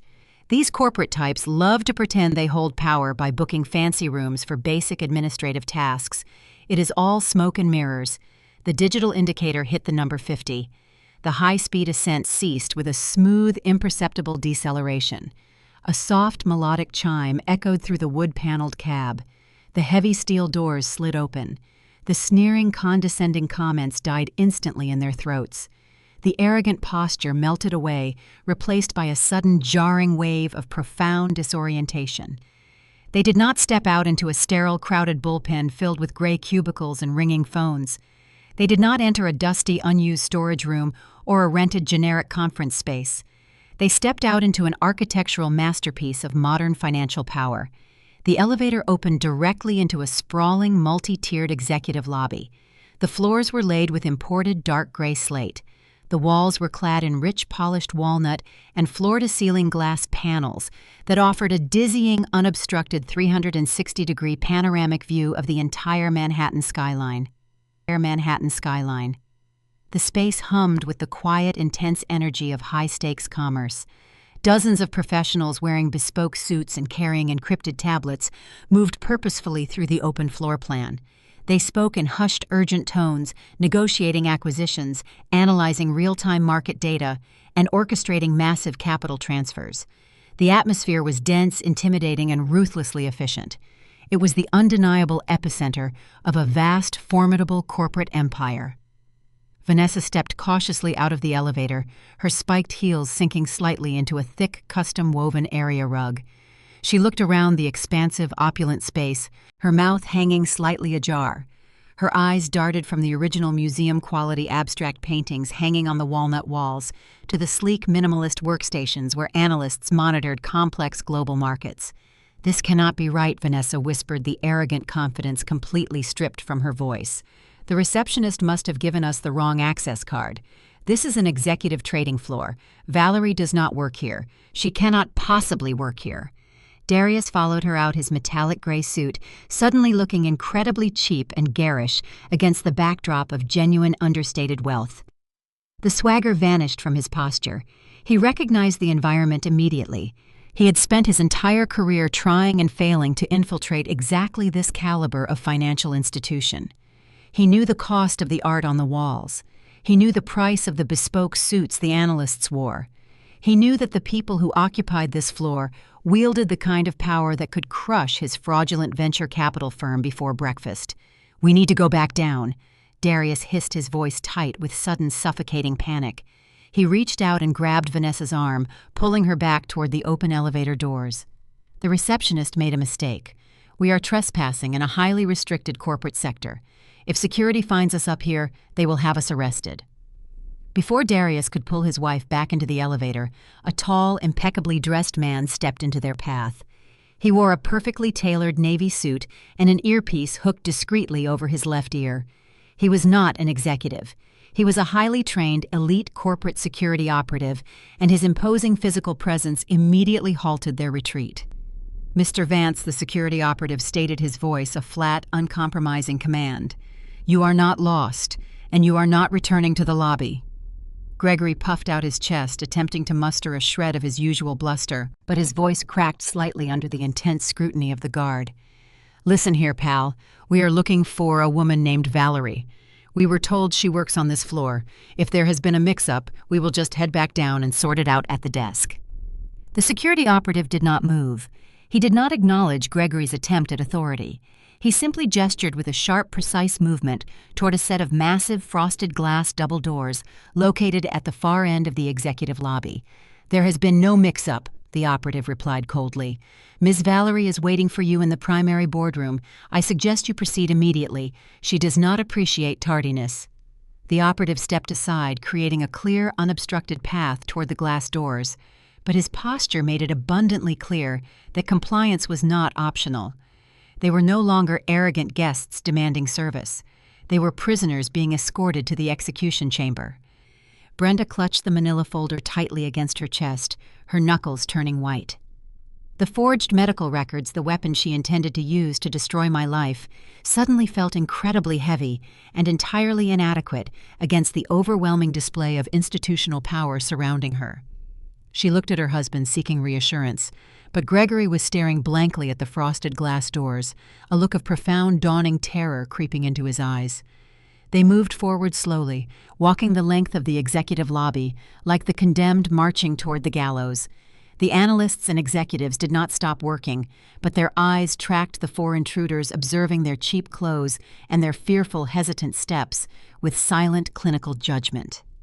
The predators had entered the lair, and they were finally beginning to realize they were the prey. The heavy frosted glass doors of the primary boardroom slid apart with a soft, pneumatic hiss. The security operative did not follow my family inside. He simply gestured for them to enter, stepping back and allowing the doors to glide shut, sealing them within the expansive soundproof chamber.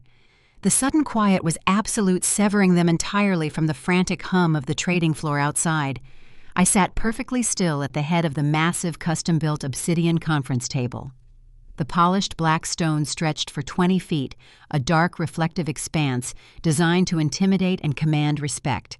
I wore a sharply tailored slate gray power suit, my posture immaculate, my hands resting lightly atop a closed leather folio. Behind me, the floor-to-ceiling windows offered a breathtaking panoramic view of the Manhattan skyline, cementing my position at the absolute pinnacle of the city. Julian sat directly to my right. He wore his bespoke charcoal suit like armor. A series of thick, legally binding dossiers were stacked neatly in front of him, each one representing a distinct, lethal mechanism of financial destruction. He did not look up when they entered. He simply continued to review a dense, multi-page contract, exuding the calm, terrifying focus of a predator preparing to strike. My family stumbled a few steps into the room, their bravado completely shattered by the overwhelming display of institutional wealth. They clustered together near the entrance, hesitating like cornered prey, visually scanning the room for an exit that no longer existed. "Sit down," I commanded. My voice did not echo in the cavernous space. It sliced through the heavy silence, crisp, authoritative, and utterly devoid of familial warmth. Gregory practically flinched at the sound of my voice. He looked at the vast obsidian table, then at the sprawling city skyline behind me, his mind struggling to process the impossible reality unfolding before his eyes. This was not the rented temporary workspace they had anticipated. This was a seat of undeniable sovereign power. Darius, desperate to reclaim control of a narrative rapidly slipping from his grasp, aggressively shook off his initial shock. He marched forward, his metallic gray suit catching the harsh glare of the recessed lighting. He slammed his palms down onto the far end of the obsidian table, leaning forward in a pathetic attempt at physical intimidation. "Cut the theatrical nonsense, Valerie." Darius barked, his voice loud and artificially aggressive, trying to mask the tremor of genuine panic beneath the surface. "We do not care whose office you borrowed to put on this ridiculous show. We are not here to play corporate dress-up. We are here to finalize the transaction." He reached inside his jacket, pulled out the preliminary land use authorization form, and threw it hard across the smooth black stone. The document slid across the length of the table, coming to a halt, inches from my folded hands. "Sign it," Darius demanded, pointing a trembling finger at the paper. "Sign over the 50% equity of the Hudson Valley estate and authorize the venue for Vanessa's anniversary party. If you delay this process for one more minute, Brenda is going to release the psychiatric evaluation to Julian's family, and your fragile little marriage will be over before lunchtime." I looked down at the crumpled single sheet of paper resting on the obsidian surface. The extortion demand felt incredibly small and insignificant within the context of the vast financial empire surrounding us. I did not reach for a pen. I did not offer a tearful plea for mercy. I slowly raised my eyes, locking my gaze onto Darius's flushed, frantic face. I reached out and pressed a small silver button embedded flush into the surface of the obsidian table. A subtle, low-frequency hum resonated through the boardroom. The frosted glass walls separating us from the executive lobby instantly turned crystal clear, revealing the bustling floor of analysts and vice presidents working diligently outside. I wanted my staff to witness the precise moment the intruders realized the true nature of their predicament. I wanted the humiliation to be absolute and undeniable. You seem to be operating under a profound misconception regarding the nature of this environment.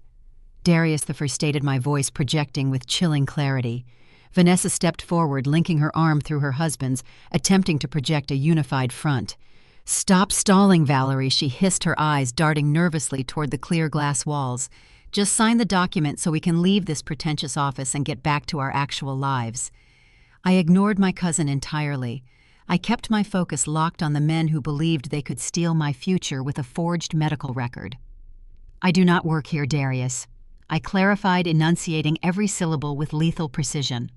"I do not borrow conference rooms to conduct my business. I do not report to a manager, and I certainly do not require permission to utilize the penthouse level of this financial tower." I paused, allowing the silence to stretch, forcing them to hang on my next words. "I own this tower," I announced. The statement was not a boast. It was a cold, irrefutable fact. I am the sole proprietor of this holding company. I control the real estate portfolios, the venture capital acquisitions, and the primary asset management for every subsidiary operating within these walls. The $15 million estate in the Hudson Valley that you are desperately attempting to extort from me is not my primary residence. It is merely a minor secondary investment in a multi-billion-dollar commercial portfolio. The color drained entirely from Gregory's face, leaving his complexion a sickening ashen gray. He stumbled backward, his knees buckling slightly, forcing him to grip the back of a heavy leather chair to remain standing. The patriarch who spent his life projecting false wealth and commanding obedience from a niece he viewed as a penniless burden had just collided with the terrifying reality of his own insignificance. Brenda gasped, her hand flying up to cover her mouth. She dropped the manila folder containing the forged psychiatric records onto the floor. The documents scattered across the carpet, suddenly rendering her extortion plot utterly meaningless against the sheer scale of my true resources. Vanessa stared at me, her eyes wide with a frantic, uncomprehending terror. She looked from my tailored suit to the panoramic view of the city, her brain failing to bridge the gap between the orphan she tormented and the billionaire CEO sitting at the head of the table. "That is impossible," Darius stammered, his voice cracking into a high, panicked squeak. "You are a glorified event planner. You bought a barn. You do not own a Wall Street holding company. This is a scam." Julian finally looked up from his dossiers. He reached forward and slid a thick, leather-bound portfolio across the obsidian table toward Darius. It did not contain a transfer agreement. It contained the meticulously compiled evidence of their impending destruction. "She is not a scam artist." Darius Julian stated, his voice a low, vibrating threat that commanded the entire room. "She is the apex predator of the commercial real estate sector, and you gentlemen are the unfortunate prey that just wandered blindly into her trap."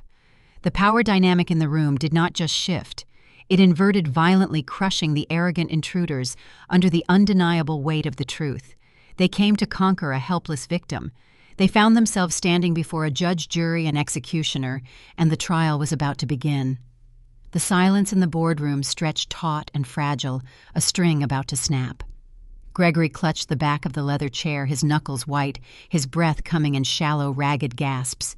Darius stared at the thick portfolio Julian had pushed across the table, terrified to open it, terrified of what lay hidden within the bound pages. The grand illusion of their superiority had shattered, leaving them exposed in the harsh, unforgiving light of my true domain. But narcissists rarely surrender even when staring directly into the abyss. Their instinct is always to double down on their own delusion. Brenda, fueled by a desperate, frantic denial, broke the silence. She scrambled to pick up the scattered papers from the manila folder she had dropped onto the carpet. Her hands shook violently, crinkling the forged psychiatric evaluation. She scrambled back to her feet and practically threw herself against the edge of the obsidian table. "You think this flashy office scares me?" Brenda shrieked, her voice echoing shrilly across the cavernous room. Her face contorted into a mask of pure, vicious panic. "You think throwing money around changes the facts, Valerie. I do not care how many skyscrapers you claim to own. I still hold the medical files. Julian's family will not care about your bank account when they find out you are a diagnosed schizophrenic. The political scandal will destroy his father's Senate run. You are going to sign over that estate right now, or I am walking straight to the press." She slammed her hand down on the forged documents, attempting to reassert her dominance through volume and threats. She still believed the fabricated psychiatric evaluation was her trump card. She believed she held a nuclear option. She did not realize I had already disarmed her entire arsenal. I did not respond to her shrieking demands. I did not attempt to defend my mental health. I simply reached out and tapped the silver control panel embedded in the conference table a second time. The heavy motorized blackout shades descended swiftly over the panoramic floor-to-ceiling windows, plunging the boardroom into a sudden deep twilight. Simultaneously, the massive digital projector mounted in the ceiling hummed to life. The sprawling blank wall behind me illuminated with a high-resolution, razor-sharp presentation. The screen did not display psychiatric diagnoses or medical history. It displayed raw, irrefutable banking data. I stood up slowly, ensuring my movement drew the attention of every person in the room. I walked around the massive obsidian table and stood directly in front of the illuminated screen, allowing the glow of the financial ledgers to cast my shadow across the terrified faces of my family. "You want to discuss scandals, Brenda?" I asked, my voice projecting crisp and unyielding through the dark room. "Let us examine a scandal that involves actual federal crimes rather than fabricated medical conditions." I clicked a small remote in my hand. The projection zoomed in on the header of the primary document displayed on the screen. The text was large, bold, and instantly recognizable to anyone operating within the elite charity circuits of New York. The screen displayed the official registered tax filings for the Hope Foundation, the prestigious children's charity, where Brenda currently served as acting president and primary treasurer. Brenda gasped. The air rushed out of her lungs in a sharp, audible wheeze. She stumbled backward away from the table, her eyes widening in absolute horror as she recognized the specific routing numbers displayed on the screen. "For the past 5 years, Brenda, you have cultivated an immaculate reputation as a philanthropic leader." I continued, my tone flat, clinical, and completely devoid of mercy. "You solicited millions of dollars in donations from affluent families, promising to fund educational initiatives and medical care for disadvantaged orphans. It was a noble cause. It was also a highly lucrative personal slush fund." I clicked the remote again. A complex color-coded flowchart materialized on the screen, detailing the precise movement of capital. My forensic accounting team spent the last 48 hours auditing the foundation's hidden ledgers, I explained, tracking the red lines connecting the charity's central accounts to a series of offshore holding trusts. We discovered a very disturbing pattern of aggressive financial diversion. The donations meant for pediatric care never reached the designated hospitals. I clicked to the next slide. A rapid-fire sequence of credit card statements and luxury purchase receipts flooded the massive screen. Instead, I announced the funds were systematically routed directly into a private black card held by your daughter, Vanessa. Vanessa let out a choked, panicked sound. She frantically backed away from the projection, bumping hard into the glass wall of the boardroom, as if trying to physically distance herself from the evidence of her own complicity. The screen displayed high-resolution scans of receipts: $75,000 for a custom Porsche SUV lease, $40,000 in charges at high-end boutiques on Fifth Avenue, $25,000 for a single custom-designed diamond collar necklace, the exact necklace Vanessa was currently wearing around her neck. "You stole from orphans to fund your daughter's designer wardrobe," Brenda, I stated, staring directly into the terrified eyes of the woman who used to lock me in my bedroom for days. "You embezzled hundreds of thousands of dollars from a federally registered charity. You committed gross tax fraud, wire fraud, and grand larceny." Brenda raised a trembling hand, attempting to point at the screen, but her fingers were shaking so violently she could barely form the gesture. "That is a lie," she stammered, her voice weak, stripped of all its former aristocratic arrogance. "You forged those documents to frame me." "I do not forge documents, Brenda," I replied icily. "I audit them. The raw banking data on that screen has already been authenticated by Julian's legal team." I stepped away from the screen, closing the physical distance between myself and my aunt. I stopped 2 feet in front of her, towering over her crumbling form in the dim light of the boardroom. You walked into my corporate headquarters intending to destroy my marriage with a fake medical file. I whispered my voice, a lethal quiet hum designed exclusively for her ears. You threatened to ruin me publicly to secure a piece of real estate you felt entitled to steal. You believed you held the high ground, but you forgot one crucial detail about the niece you treated like a parasite. I leaned in closer, dropping the pretense of familial connection entirely. I track money for a living, Brenda, and I know exactly where your stolen money went. The federal penalty for charity embezzlement of this magnitude carries a mandatory minimum sentence of 10 years in a federal penitentiary. When the FBI reviews this dossier, they will not just strip you of your social standing, they will strip you of your freedom. The blunt trauma of the truth shattered the last remaining fragments of Brenda's fragile reality. The woman who thrived on projecting an image of untouchable superiority finally collapsed under the undeniable weight of her own criminal hypocrisy. Her knees buckled. She crumpled onto the thick carpet of the boardroom floor. She landed hard, clutching her chest as a series of harsh, racking sobs tore through her throat. Her carefully styled hair fell across her tear-streaked face, ruining the perfect facade she spent her life cultivating. She did not attempt to argue. She did not issue another threat. She simply wept, a broken, pathetic figure, kneeling in the shadows of the empire she tried to steal. I looked down at her, feeling absolutely no remorse, no pity, and no hesitation. The extortion was dismantled. The execution had commenced, and the collateral damage was only just beginning. The guttural sobs of Brenda collapsing onto the boardroom carpet triggered a violent primal reaction in Darius. The veneer of the sophisticated, untouchable venture capitalist vaporized entirely.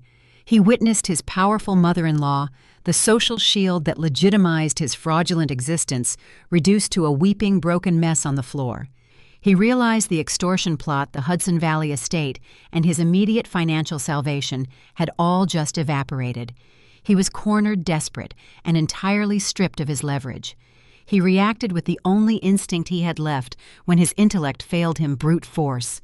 "You psycho bitch!" Darius roared. His voice tore through the quiet room, harsh and guttural. He abandoned any pretense of corporate composure.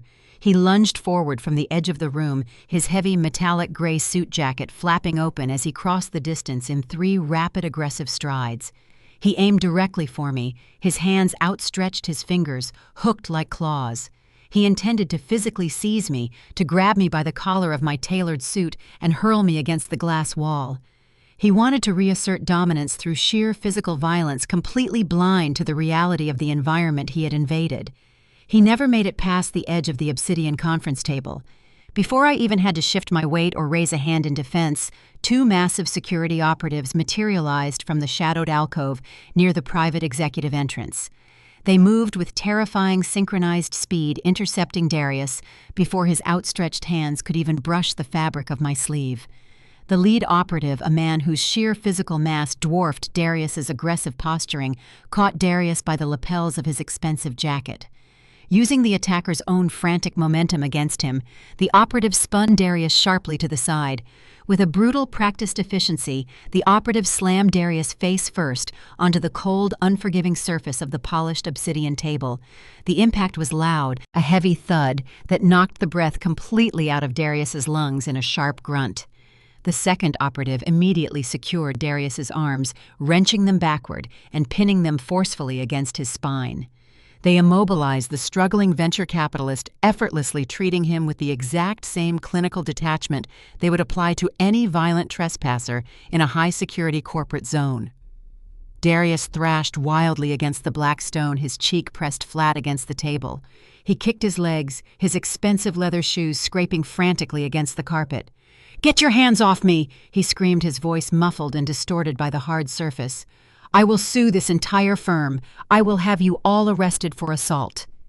The security operatives did not flinch. They did not loosen their grip by a single millimeter.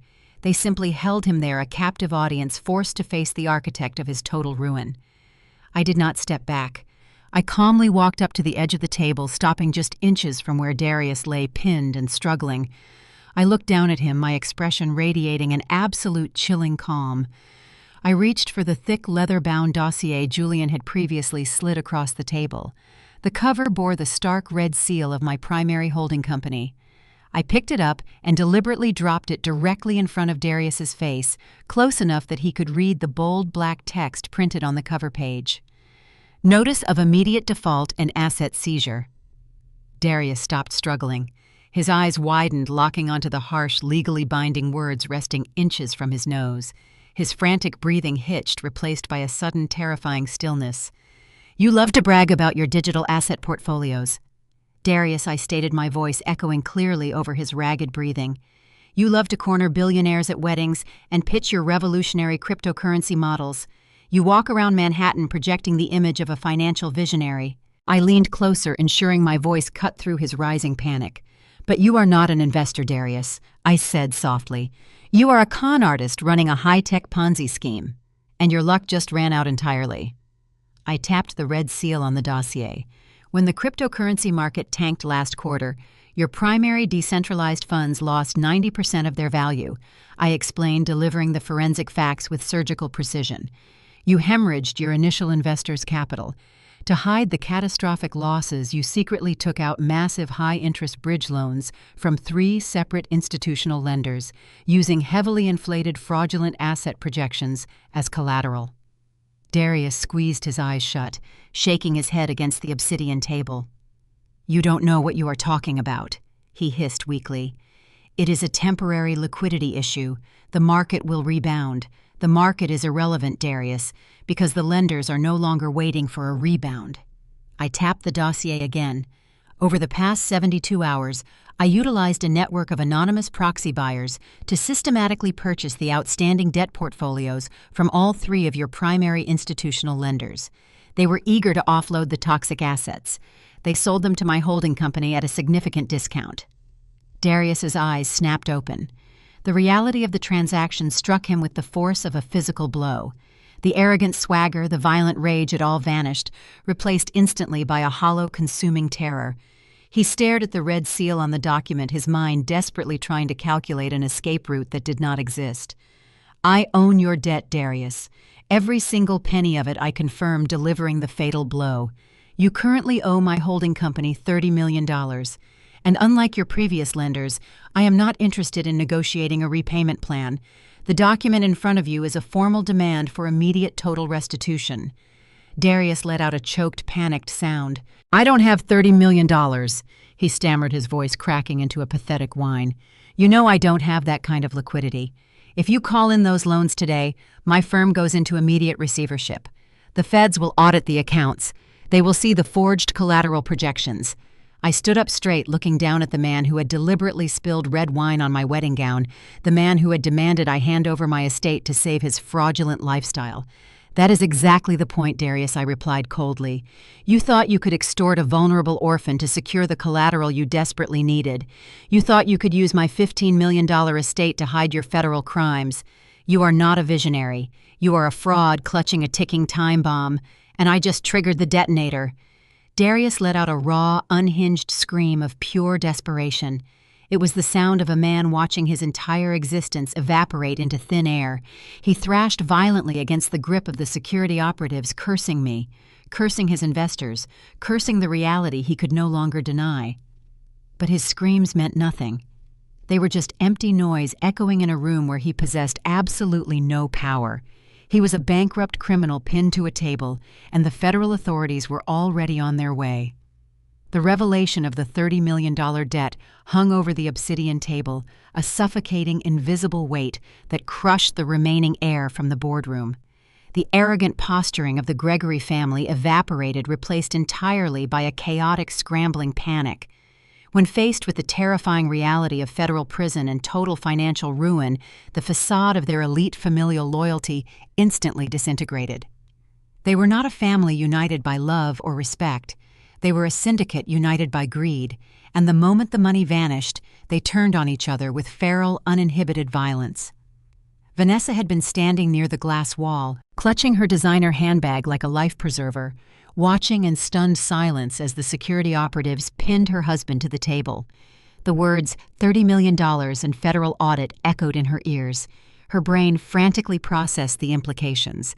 The luxury vacations, the designer wardrobes, the exclusive country club memberships, the entire foundation of her fabricated elite lifestyle was built on stolen, non-existent funds. Her husband was not a Wall Street titan. He was a broke, desperate criminal facing decades behind bars, and she was shackled to his sinking ship. The pristine, arrogant socialite shattered completely. Vanessa let out a high, piercing shriek that rattled the glass walls of the boardroom. She did not direct her fury at me. She directed it entirely at the man who had promised her an empire and delivered a catastrophic disaster. She dropped her handbag and lunged across the room, bypassing Gregory and the weeping Brenda. She hurled herself toward the obsidian table where Darius lay immobilized. "You lied to me!" Vanessa screamed, her voice cracking with raw, unadulterated hysteria. "You told me the fund was clearing record profits. You told me we were closing on the Hamptons property next month. You are a complete fraud. You have nothing. We have nothing." Before the security guards could anticipate her erratic movement, Vanessa reached out and dug her long, manicured nails aggressively into Darius's shoulder, attempting to claw at his face. She struck him hard across the back of the head, raining frantic, desperate blows upon him. "You ruined my life, Darius," she shrieked, her face contorted in an ugly mask of pure rage. "I defended you to my friends. I played the supportive wife while you squandered millions of dollars you did not even have. You useless, pathetic scam artist. I am filing for divorce the minute we leave this building. I am taking everything." Darius, already humiliated and trapped beneath the crushing weight of the operative, snapped under the vicious assault from his own wife. The panic consuming his mind ignited into a furious defensive explosion. He thrashed his head to the side, struggling against the heavy hands pinning him down, desperate to strike back with words since he could not use his fists. "You are taking everything," Darius roared back at her, his voice a ragged, desperate bark. "You are taking nothing because there is nothing left. You spent it all, Vanessa. You and your endless, insatiable greed. The $50,000 shopping sprees, the chartered flights to St. Bart's. You drained the operating capital faster than I could steal it." He twisted his neck, glaring up at her with pure, unfiltered hatred. "Do not stand there playing the innocent victim," Darius spat. "You knew the numbers were not adding up. You knew we were dodging the SEC compliance audits. You just chose to look the other way as long as the credit cards kept clearing. You are just as guilty as I am. You signed the joint tax returns. When the feds freeze the accounts, they are coming for your jewelry, your cars, and your precious social standing. You are going down with me." Vanessa recoiled as if she had been physically struck, horror blooming across her face as she realized the true extent of her own legal liability. She stumbled backward, bumping into her father. Gregory stood paralyzed, watching his daughter and son-in-law violently dismantle their marriage in the center of a hostile corporate boardroom. He raised his hands, attempting to assert some semblance of patriarchal control over the escalating chaos. "Enough," Gregory bellowed, his voice shaking with a pathetic, hollow authority. "Stop this madness right now. We need to focus. We need to find a way out of this before she destroys all of us." He pointed a trembling finger toward me. Darius let out a harsh, manic laugh that bordered on a sob.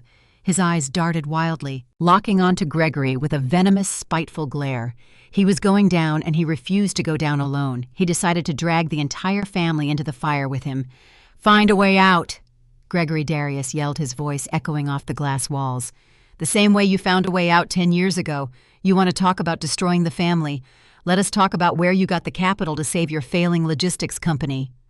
Gregory's face went completely white. He took a hasty step back, holding his hands up defensively. "Shut your mouth, Darius. Do not say another word." "Oh, I am saying it all," Darius hissed, relishing the opportunity to expose the patriarch's deepest, most shameful secret. "You stand there acting like the honorable father figure judging my investments. But you stole Valerie's life insurance money. $250,000 meant for her tuition, and you forged the custodial withdrawal forms to cover your own bad debts. You threw an 18-year-old girl out onto the street with nothing, claiming she was rebellious, just so she could not demand an audit of the accounts you bled dry." Brenda stopped crying. She looked up from the floor, her eyes wide with shock, staring at her husband. She knew about the missing money, but hearing the crime spoken aloud, weaponized by her own son-in-law, in a room full of witnesses, broke the final seal on their carefully guarded reality. "You are a thief," Gregory Darius sneered. You are a fraud just like me. The only difference is that you stole from an orphaned child, and I stole from greedy billionaires. We are all going to prison, every single one of us." The boardroom devolved into absolute chaotic anarchy. Vanessa screamed at her father, demanding to know if Darius's accusations were true, horrified that her own lifestyle was funded by my stolen inheritance. Gregory shouted over her, frantically denying the allegations and threatening to sue Darius for slander. Brenda wept louder, rocking back and forth on the floor, fully comprehending the inescapable legal nightmare rapidly closing in on them. They screamed, they cursed, they tore at each other's throats, completely abandoning any pretense of dignity or familial loyalty. They publicly eviscerated each other, exposing decades of deceit, theft, and profound moral bankruptcy. And I did not say a single word. I sat at the head of the obsidian table perfectly still. I did not intervene. I did not order security to silence them. Julian sat calmly beside me, his hands resting on the dossiers, his dark eyes observing the frantic implosion with clinical detachment. Through the clear glass walls of the boardroom, dozens of high-level executives, analysts, and administrative staff had gathered in the corridor. They stood silently watching the spectacular, humiliating collapse of the Gregory family unfold like a gruesome reality show. My family was entirely oblivious to the audience outside. They were too consumed by their own panic to realize they were broadcasting their darkest secrets to the entire floor. I watched them tear each other apart, feeling a deep, profound sense of absolute vindication. For decades, they had united in their cruelty toward me, using my subjugation to bind their toxic family together. Now the pressure of truth had fractured that bond completely. I had built the arena, locked the doors, and simply let their own greed destroy them from the inside out. The show was horrific, pathetic, and entirely satisfying. The chaotic screaming match between Vanessa, Darius, and Gregory reached a deafening crescendo before slowly sputtering out into exhausted, frantic gasps. The adrenaline fueling their mutual destruction began to fade, replaced by the crushing realization that their shouting altered nothing. The $30 million debt remained. The federal investigation remained. The reality of their total ruin settled heavily over the boardroom. Gregory surveyed the wreckage of his family. He saw his wife weeping on the carpet, his daughter staring vacantly at the wall, and his son-in-law pinned to the obsidian table. The patriarch, who had spent his life bullying subordinates and commanding unearned respect, finally understood he possessed absolutely zero leverage. He had nothing left to offer and nothing left to threaten. In a desperate, pathetic attempt to salvage his existence, Gregory abandoned his aggression. He reverted to the final, most manipulative tactic in his arsenal. He attempted to weaponize pity. Gregory turned away from Darius and looked toward the head of the table. He took a hesitant, trembling step toward me. The imposing bluster vanished, leaving behind a frail, desperate old man. "Valerie, please," Gregory murmured. His voice cracked, sounding weak and hollow. "Please, you have to listen to me. This has gone too far. The shouting, the accusations. It is the stress talking. We are losing our minds, but we are still family." He took another slow step forward, raising his hands in a placating gesture. The security operatives tensed, ready to intercept, but I raised a single finger, signaling them to hold their positions. I wanted to hear him beg. "I know we have made mistakes," Gregory continued, tears welling in his eyes. "I know I failed you in the past, but you must understand the pressure I was under. The company was failing. I panicked. I took the money, but I always intended to pay it back. I swear to you, Valerie, I always meant to make you whole. You are my niece. You are my brother's child. I am the only blood relative you have left in this world. You cannot destroy us like this. You have a good heart. You cannot send your own flesh and blood to prison and throw us out onto the street. Please, Valerie, have mercy. Think of the family name." He stood there, a broken man, pleading for salvation from the very woman he had systematically abused and discarded. I expected his invocation of blood ties to trigger a latent sense of obligation. He believed the societal pressure to forgive family would force me to relent. I remained seated for a long moment, observing his performance with absolute detached silence. I processed his desperate pleas, his fake tears, and his hollow apologies. Then I placed my hands flat against the cool surface of the obsidian table and slowly stood up. I did not raise my voice. I did not match his frantic emotional display. I smoothed the lapels of my slate gray suit and looked him directly in the eyes. "Blood is a biological accident," Gregory, I stated, my voice echoing crisp and cold in the quiet room. "It does not generate automatic loyalty, and it certainly does not grant immunity from federal crimes." I reached into the inner pocket of my tailored blazer. My movements were slow, precise, and deliberately unhurried. I withdrew a single tri-folded document printed on heavy cream-colored legal paper. I did not hand it to him. I tossed it lightly across the polished black stone. The paper slid smoothly, coming to a halt directly in front of Gregory. He stared at it, hesitant to touch it, sensing the fatal implications hidden within the folded pages. "Pick it up," I commanded. Gregory reached out with trembling fingers and unfolded the document. His eyes darted across the header, reading the bold, capitalized text. "Notice of default and impending foreclosure." He scanned the address listed on the document. It was the address of the sprawling 6-bedroom colonial estate he had owned for 30 years. The home where Brenda hosted her extravagant charity galas. The home where they had exiled me to the smallest basement room before throwing me out entirely. "What is this?" Gregory choked out, his voice barely a whisper. "Our mortgage is current. I paid the bank last week. Your mortgage was held by a mid-size regional bank that recently underwent a massive portfolio restructuring," I explained, delivering the facts with clinical detachment. "6 months ago, my holding company purchased a bundle of distressed residential assets from that specific institution. I acquired the deed to your property through a secondary subsidiary. I own your mortgage, Gregory." Gregory looked up from the paper, his face a mask of uncomprehending horror. "And according to the strict acceleration clauses embedded within your original loan agreement, I continued any significant material change in the borrower's financial stability, including federal indictments or massive undisclosed liabilities, triggers immediate default. The $30 million debt Darius just confessed to tying you into violates the core covenants of your mortgage." I leaned forward slightly, resting my knuckles on the table. "You do not own that house anymore, Gregory. You are currently trespassing on my property." Brenda let out a sharp, devastated wail from the floor. She covered her face with her hands, rocking back and forth as the reality of her total social and financial destruction crushed her. The matriarch who had built her entire identity on the illusion of generational wealth realized she was officially homeless. "You cannot do this," Gregory gasped, clutching the notice of default tightly against his chest, as if trying to physically absorb the blow. "We have nowhere to go. All our liquid assets are tied up in the firm. We will be on the street. You cannot throw your own family onto the street." I looked at him, my expression devoid of any warmth, any hesitation, and any mercy. "The concept of family died the moment you forged your name on my inheritance documents and stole the $250,000 my parents left for me," I stated coldly.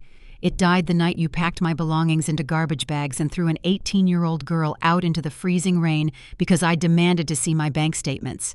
You left me to starve Gregory to protect your own fragile ego. You showed me exactly what blood ties are worth in this family." I stood back up, adjusting my posture, projecting the absolute unyielding authority of a CEO, finalizing a hostile takeover. "I am simply applying the exact same standard of care you provided to me," I concluded. "You have exactly 48 hours to pack whatever fits into your vehicles and vacate the premises. If you are still inside that house when the clock expires on Thursday morning, I will not call the police to gently escort you out. I will dispatch my private security detail to physically remove you and dump your remaining possessions onto the curb." Gregory opened his mouth desperately, trying to formulate another plea, another excuse, but his body failed him. The sheer overwhelming stress of the total financial execution triggered a severe physical reaction. He clutched his chest, his face flushing a dangerous dark red. He began to wheeze, taking short, frantic gasps for air. He stumbled backward, dropping the notice of default onto the carpet, and slumped heavily into a leather conference chair. He sat there, clutching his heart, staring blankly at the floor, a broken, defeated man drowning in the depths of his own despair. The extortion plot was dismantled. The financial empire was seized. The eviction was final. The execution was complete. Gregory slumped in the leather chair, his wheezing breaths the only sound breaking the heavy silence inside the boardroom. Brenda remained curled on the carpet, clutching the forged medical records like a useless shield. Vanessa stood frozen, staring blankly at the floor, while Darius lay pinned against the obsidian table, defeated and silent. The Gregory family had finally exhausted their arsenal of threats, lies, and emotional manipulation. They were empty. I looked at the four individuals who had spent the last decade convinced of their untouchable superiority. The time for private revelations had ended. It was time for the public reckoning. I reached across the obsidian table and pressed the silver button on the control panel a third time. The heavy frosted glass doors of the boardroom unlocked with a sharp electronic click and slid open smoothly. The muted hum of the executive trading floor flooded back into the room, but the scene waiting in the corridor was not business as usual. The executives and analysts who had previously gathered to watch the spectacle had been quietly pushed back, forming a wide, organized perimeter. Standing directly in the center of the clearing, framed by the open doorway, were three men. They did not wear bespoke suits. They wore dark navy windbreakers with the unmistakable bold yellow letters emblazoned across the back and chest, FBI. The lead agent, a tall, imposing man with a severe expression, stepped across the threshold into the boardroom. He held a thick stack of manila folders, distinctively different from the ones Brenda had brought. These folders bore official federal seals. Julian remained seated beside me. He calmly closed the dossier he had been reviewing and adjusted his cuffs. "My husband is not just a corporate defense attorney," I stated, my voice carrying clearly through the open doors to the silent crowd of employees watching from the corridor. "He specializes in federal compliance and international fraud. While you were busy planning your extortion attempt last night, Julian was compiling the evidence of Darius's cryptocurrency Ponzi scheme and Brenda's charity embezzlement. He formally submitted the entire intelligence packet to the Federal Bureau of Investigation Cybercrimes Division at dawn." The lead agent approached the table, his eyes locking onto Darius. Darius Vance, the agent, announced, his voice booming with official authority. "You are under arrest for multiple counts of wire fraud, securities fraud, and money laundering." The two security operatives holding Darius instantly released their grip and stepped back, allowing the federal agents to take custody. The agents hauled Darius up from the table. They did not handle him with care. They spun him around, roughly pulling his arms sharply behind his back.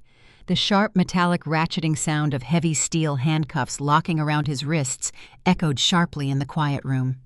Darius did not struggle. He did not protest his innocence. The arrogant venture capitalist who had mocked the caterers at my wedding and threatened to ruin my marriage hung his head, his expensive suit wrinkled and disheveled. A second agent moved toward Brenda. She looked up from the floor, her eyes wide with a frantic, uncomprehending terror as the agent reached down and grasped her arm. "Brenda Gregory," the agent stated, pulling her firmly to her feet. "You are under arrest for federal tax evasion, grand larceny, and the embezzlement of registered charitable funds." "No!" Brenda gasped, her voice a weak, pathetic whine. "Please, there has been a mistake. I am the president of the Hope Foundation. I am a respected member of the community. You cannot do this." The agent ignored her pleas entirely. He swiftly secured her wrists in handcuffs, the metal locking tightly against the sleeves of her designer blouse.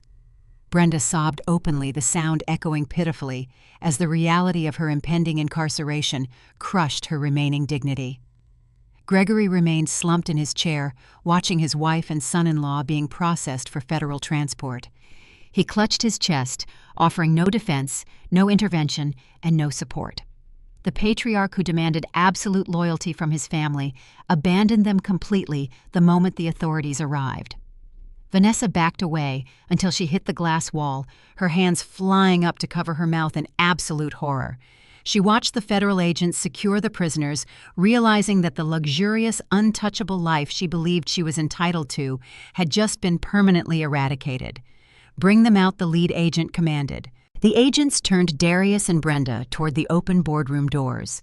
They did not offer them a private exit. They did not allow them to use the service elevators. The procession moved out of the boardroom and into the expansive executive lobby. Hundreds of my employees, senior partners, financial analysts, and administrative staff stood silently watching the spectacle unfold. These were the exact type of high-powered Manhattan professionals the Gregory family spent their lives trying to impress and emulate. Darius walked with his head bowed, his shoulders slumped in total defeat. The metallic gray suit he wore to project dominance now looked absurd and pathetic against the backdrop of genuine corporate power. He shuffled past the silent analysts, the sharp clicks of his designer shoes sounding like a funeral march. Brenda wept loudly, her mascara running in dark streaks down her face. She stumbled slightly in her heels, forced to rely on the federal agent's grip to remain upright. The woman who thrived on public adoration and societal respect was now being paraded through a gauntlet of silent judging eyes and handcuffs. Her humiliation was absolute, profound, and inescapable. Vanessa followed closely behind the agents, desperate to escape the crushing weight of the public spectacle. She raised her hands frantically, trying to shield her face from the stares of the employees. She stumbled past the reception desk, her earlier arrogance completely shattered, replaced by the frantic, terrified demeanor of a fugitive fleeing a disaster zone. Gregory trailed at the rear of the procession, walking slowly, his hand still clutching his chest. He looked broken, diminished, a hollow shell of the man who had aggressively pushed me against a kitchen wall just days prior. I stood in the doorway of the boardroom alongside Julian, watching them take the long, agonizing walk toward the executive elevators. They had entered the skyscraper believing they were untouchable predators, preparing to feast on a helpless victim. They were leaving in federal custody, their carefully constructed illusion of wealth and superiority stripped bare and annihilated in the center of the financial capital of the world. Julian and I followed the slow, agonizing procession of the federal agents and their captives. We did not take the private executive transport. We rode the standard glass elevators down to the ground floor, descending alongside the shattered remnants of the Gregory family. The silence in the elevator cab was absolute, punctuated only by the soft, rhythmic weeping of Brenda and the steady, shallow breaths of my uncle. They were entirely defeated, stripped of the arrogance that had fueled their extortion attempt just an hour prior. The elevator doors opened onto the vast, sunlit expanse of the main lobby. The polished marble floors reflected the harsh glare of the midday sun streaming through the towering glass facade. Dozens of professionals and couriers paused their hurried routines, their attention drawn to the stark visual of federal agents escorting handcuffed individuals through the corporate epicenter. As the agents guided Darius and Brenda toward the heavy revolving doors leading out to the street, Vanessa's fragile composure finally snapped. The reality of the flashing red and blue lights pulsing from the federal vehicles parked at the curb shattered her remaining restraint. She realized that once her husband crossed that threshold, the luxurious, insulated life she had clung to would officially end. Vanessa broke away from her father's side. She did not run toward the exits or attempt to flee the building. She turned back toward me. She moved with a frantic, uncoordinated desperation, her high heels slipping slightly on the polished marble. She closed the distance between us and threw herself forward, collapsing heavily onto her knees right at my feet. The sudden movement startled a nearby security guard, but Julian held up a hand, signaling the guard to hold his position. "Valerie, please." Vanessa sobbed, her voice a shrill, hysterical plea echoing sharply across the quiet lobby. She reached out her hands, grasping frantically at the hem of my tailored suit jacket. "Please, you have to stop this. You have the power to stop this. Call the agents off. Tell them it was a misunderstanding." I looked down at my cousin. The woman who had spent my entire childhood mocking my clothes, who had gleefully watched Darius ruin my wedding gown, and who had aggressively demanded I sign away my estate earlier that morning, was now groveling on the floor like a desperate beggar. Her carefully applied makeup was ruined, her designer dress wrinkled, her entire demeanor stripped of its usual haughty disdain. "I will do anything you want." "Valerie," Vanessa wailed, her fingers clutching desperately at my clothing. "I will sign whatever you need. We will pay you back the money Dad took. Just please do not let them take Darius away. Do not let them destroy my life. We are family." I did not flinch. I did not step back from her frantic grasping. I felt no pity, no lingering familial obligation, and absolutely no urge to offer her a lifeline. The well of forgiveness had run permanently dry on my 18th birthday. I reached down with slow, deliberate precision. I did not slap her hands away or yell. I gently grasped her wrists, peeling her frantic fingers away from my suit jacket. Her grip was weak, fueled by panic rather than strength. I leaned forward, crouching down slightly so my face was level with hers. Vanessa looked up at me, her eyes wide with a desperate, terrified hope, anticipating a concession. She expected the quiet, accommodating orphan to resurface and grant her mercy. I reached out and carefully adjusted the collar of her expensive, vibrant cocktail dress, smoothing a slight wrinkle near her shoulder. The gesture was meticulously polite and utterly chilling. "You were entirely correct at the reception, Vanessa." I stated, my voice a quiet, lethal whisper that cut cleanly through her hysterical sobbing. Vanessa blinked, confused by the shift in conversation amidst the unfolding catastrophe. She shook her head, weakly, tears streaking her face. What she gasped, a pathetic, breathless sound escaping her lips. "A cheap, rustic barn venue is completely inappropriate for someone of your refined tastes." I continued, my tone flat, clinical, and completely devoid of mercy. "You deserve accommodations that truly reflect the reality of your situation." I stood back up, adjusting my posture, projecting the absolute unyielding authority of the woman who held her entire future in the palm of my hand. "I think a federal holding cell will suit you perfectly," I concluded. Vanessa gasped, covering her mouth with her trembling hands. The finality of the statement crushed the last remnants of her hope. She understood there would be no reprieve, no secret familial loyalty to save her from the consequences of her complicity in Darius's fraud. I did not wait for a response. I did not need one. The absolute silence from the woman who used to torment me was the only confirmation required. I turned my back on Vanessa and the rest of the Gregory family. I did not look toward the revolving doors as the federal agents hauled Darius and Brenda out onto the bustling Manhattan street. I simply walked away, moving deeper into the lobby of my own corporate fortress. My heels clicked rhythmically against the polished marble floor, a sharp, steady beat marking the end of my past. Behind me, Vanessa let out a raw, unhinged scream of pure desperation, but the sound was quickly drowned out by the piercing wail of the federal sirens erupting from the street outside. The execution was absolute, and I did not look back. 6 months passed.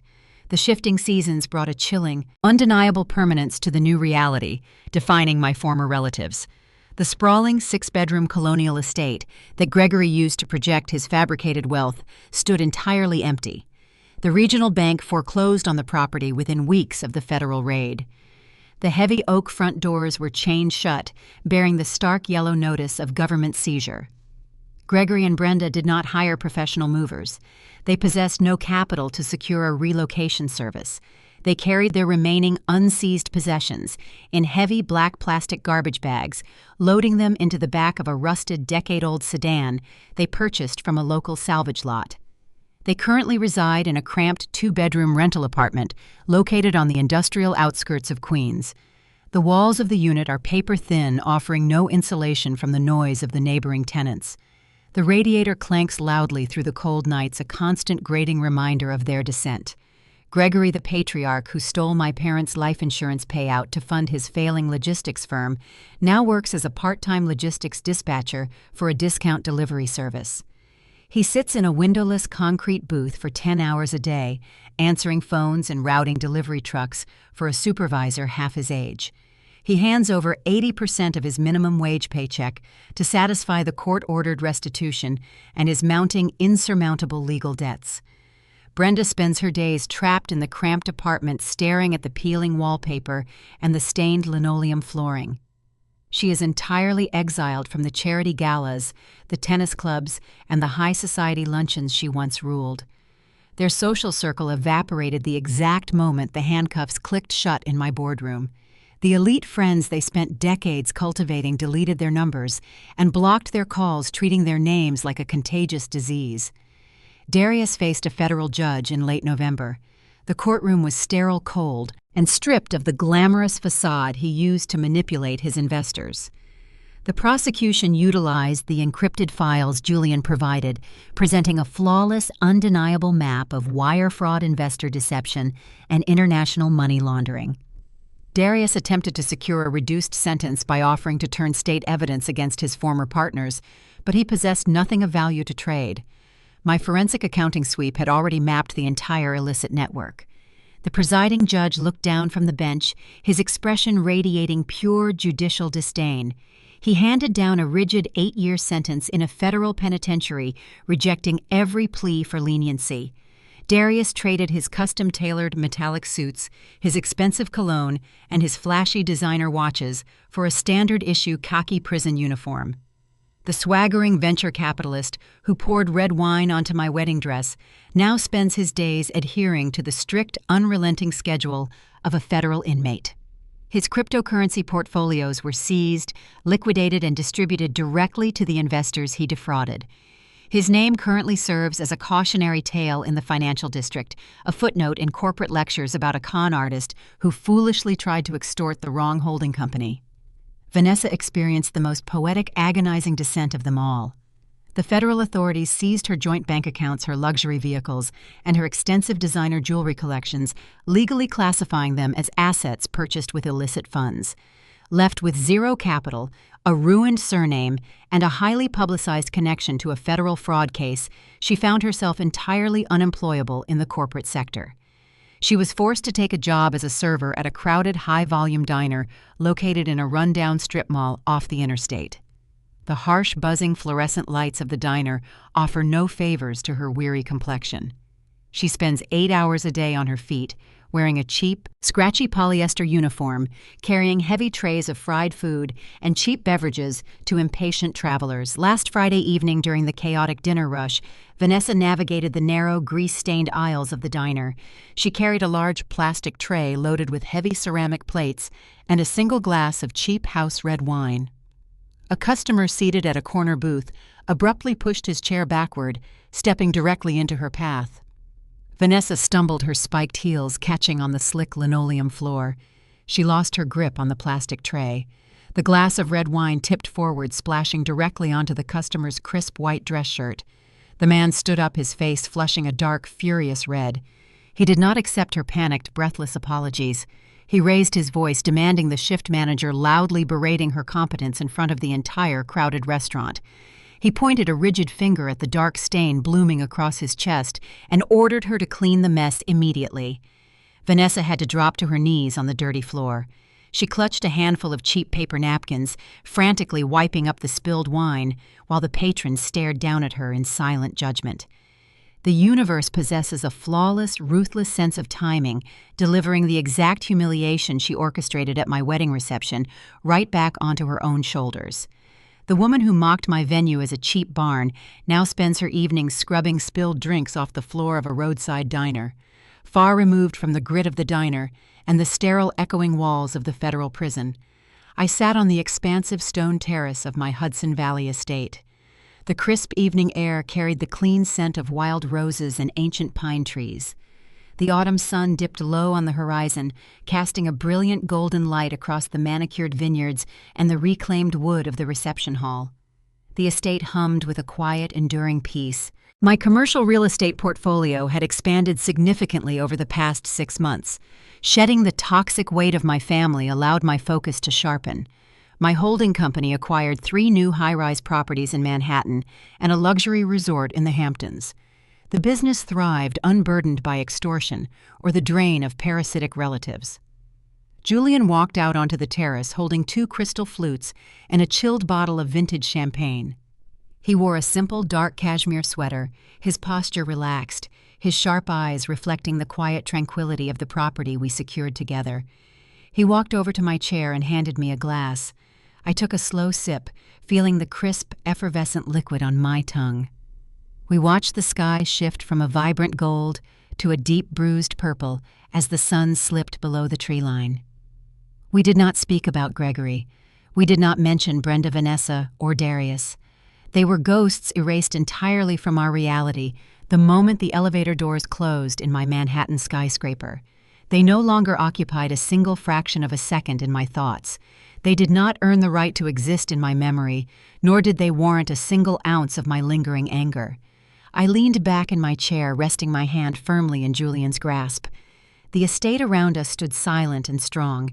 It was not a borrowed venue. It was not a temporary facade constructed to impress strangers. It was a $15 million fortress built on truth, resilience, and the unyielding power of knowing my own worth. We raised our glasses to the darkening horizon, the quiet clink of crystal sealing the end of the war and the beginning of a flawless, untouchable peace. If you are navigating your own battlefield with toxic relatives, I want you to take 3 crucial lessons from my experience. First, true power never needs to shout. Vanessa and her husband walked into my wedding reception, desperate to prove their superiority by belittling the catering staff and flashing unearned designer labels. They mistook volume for influence. Real wealth and genuine authority operate in silence. You do not need to announce your success or prove your worth to the people trying to keep you down. Build your fortress quietly. Let them underestimate you. Their ignorance provides the exact blind spot you will utilize to dismantle them when the proper moment arrives. Second, you owe zero loyalty to the people who steal your future. Gregory used the concept of blood relation as a psychological shield to hide his theft of my parents' life insurance payout. Society often conditions us to forgive family for the sake of keeping the peace. But peace built on your own subjugation is just a prison cell with a nicer name. Severing ties with toxic relatives is not an act of cruelty. It is a necessary act of self-preservation. You are allowed to let them face the severe, unyielding consequences of their own greed. You do not have to save them from the fire they ignited. Third, your most dangerous weapon is unshakable emotional control. When Brenda tried to extort me using forged psychiatric records, she anticipated tears. She expected a frantic, desperate panic.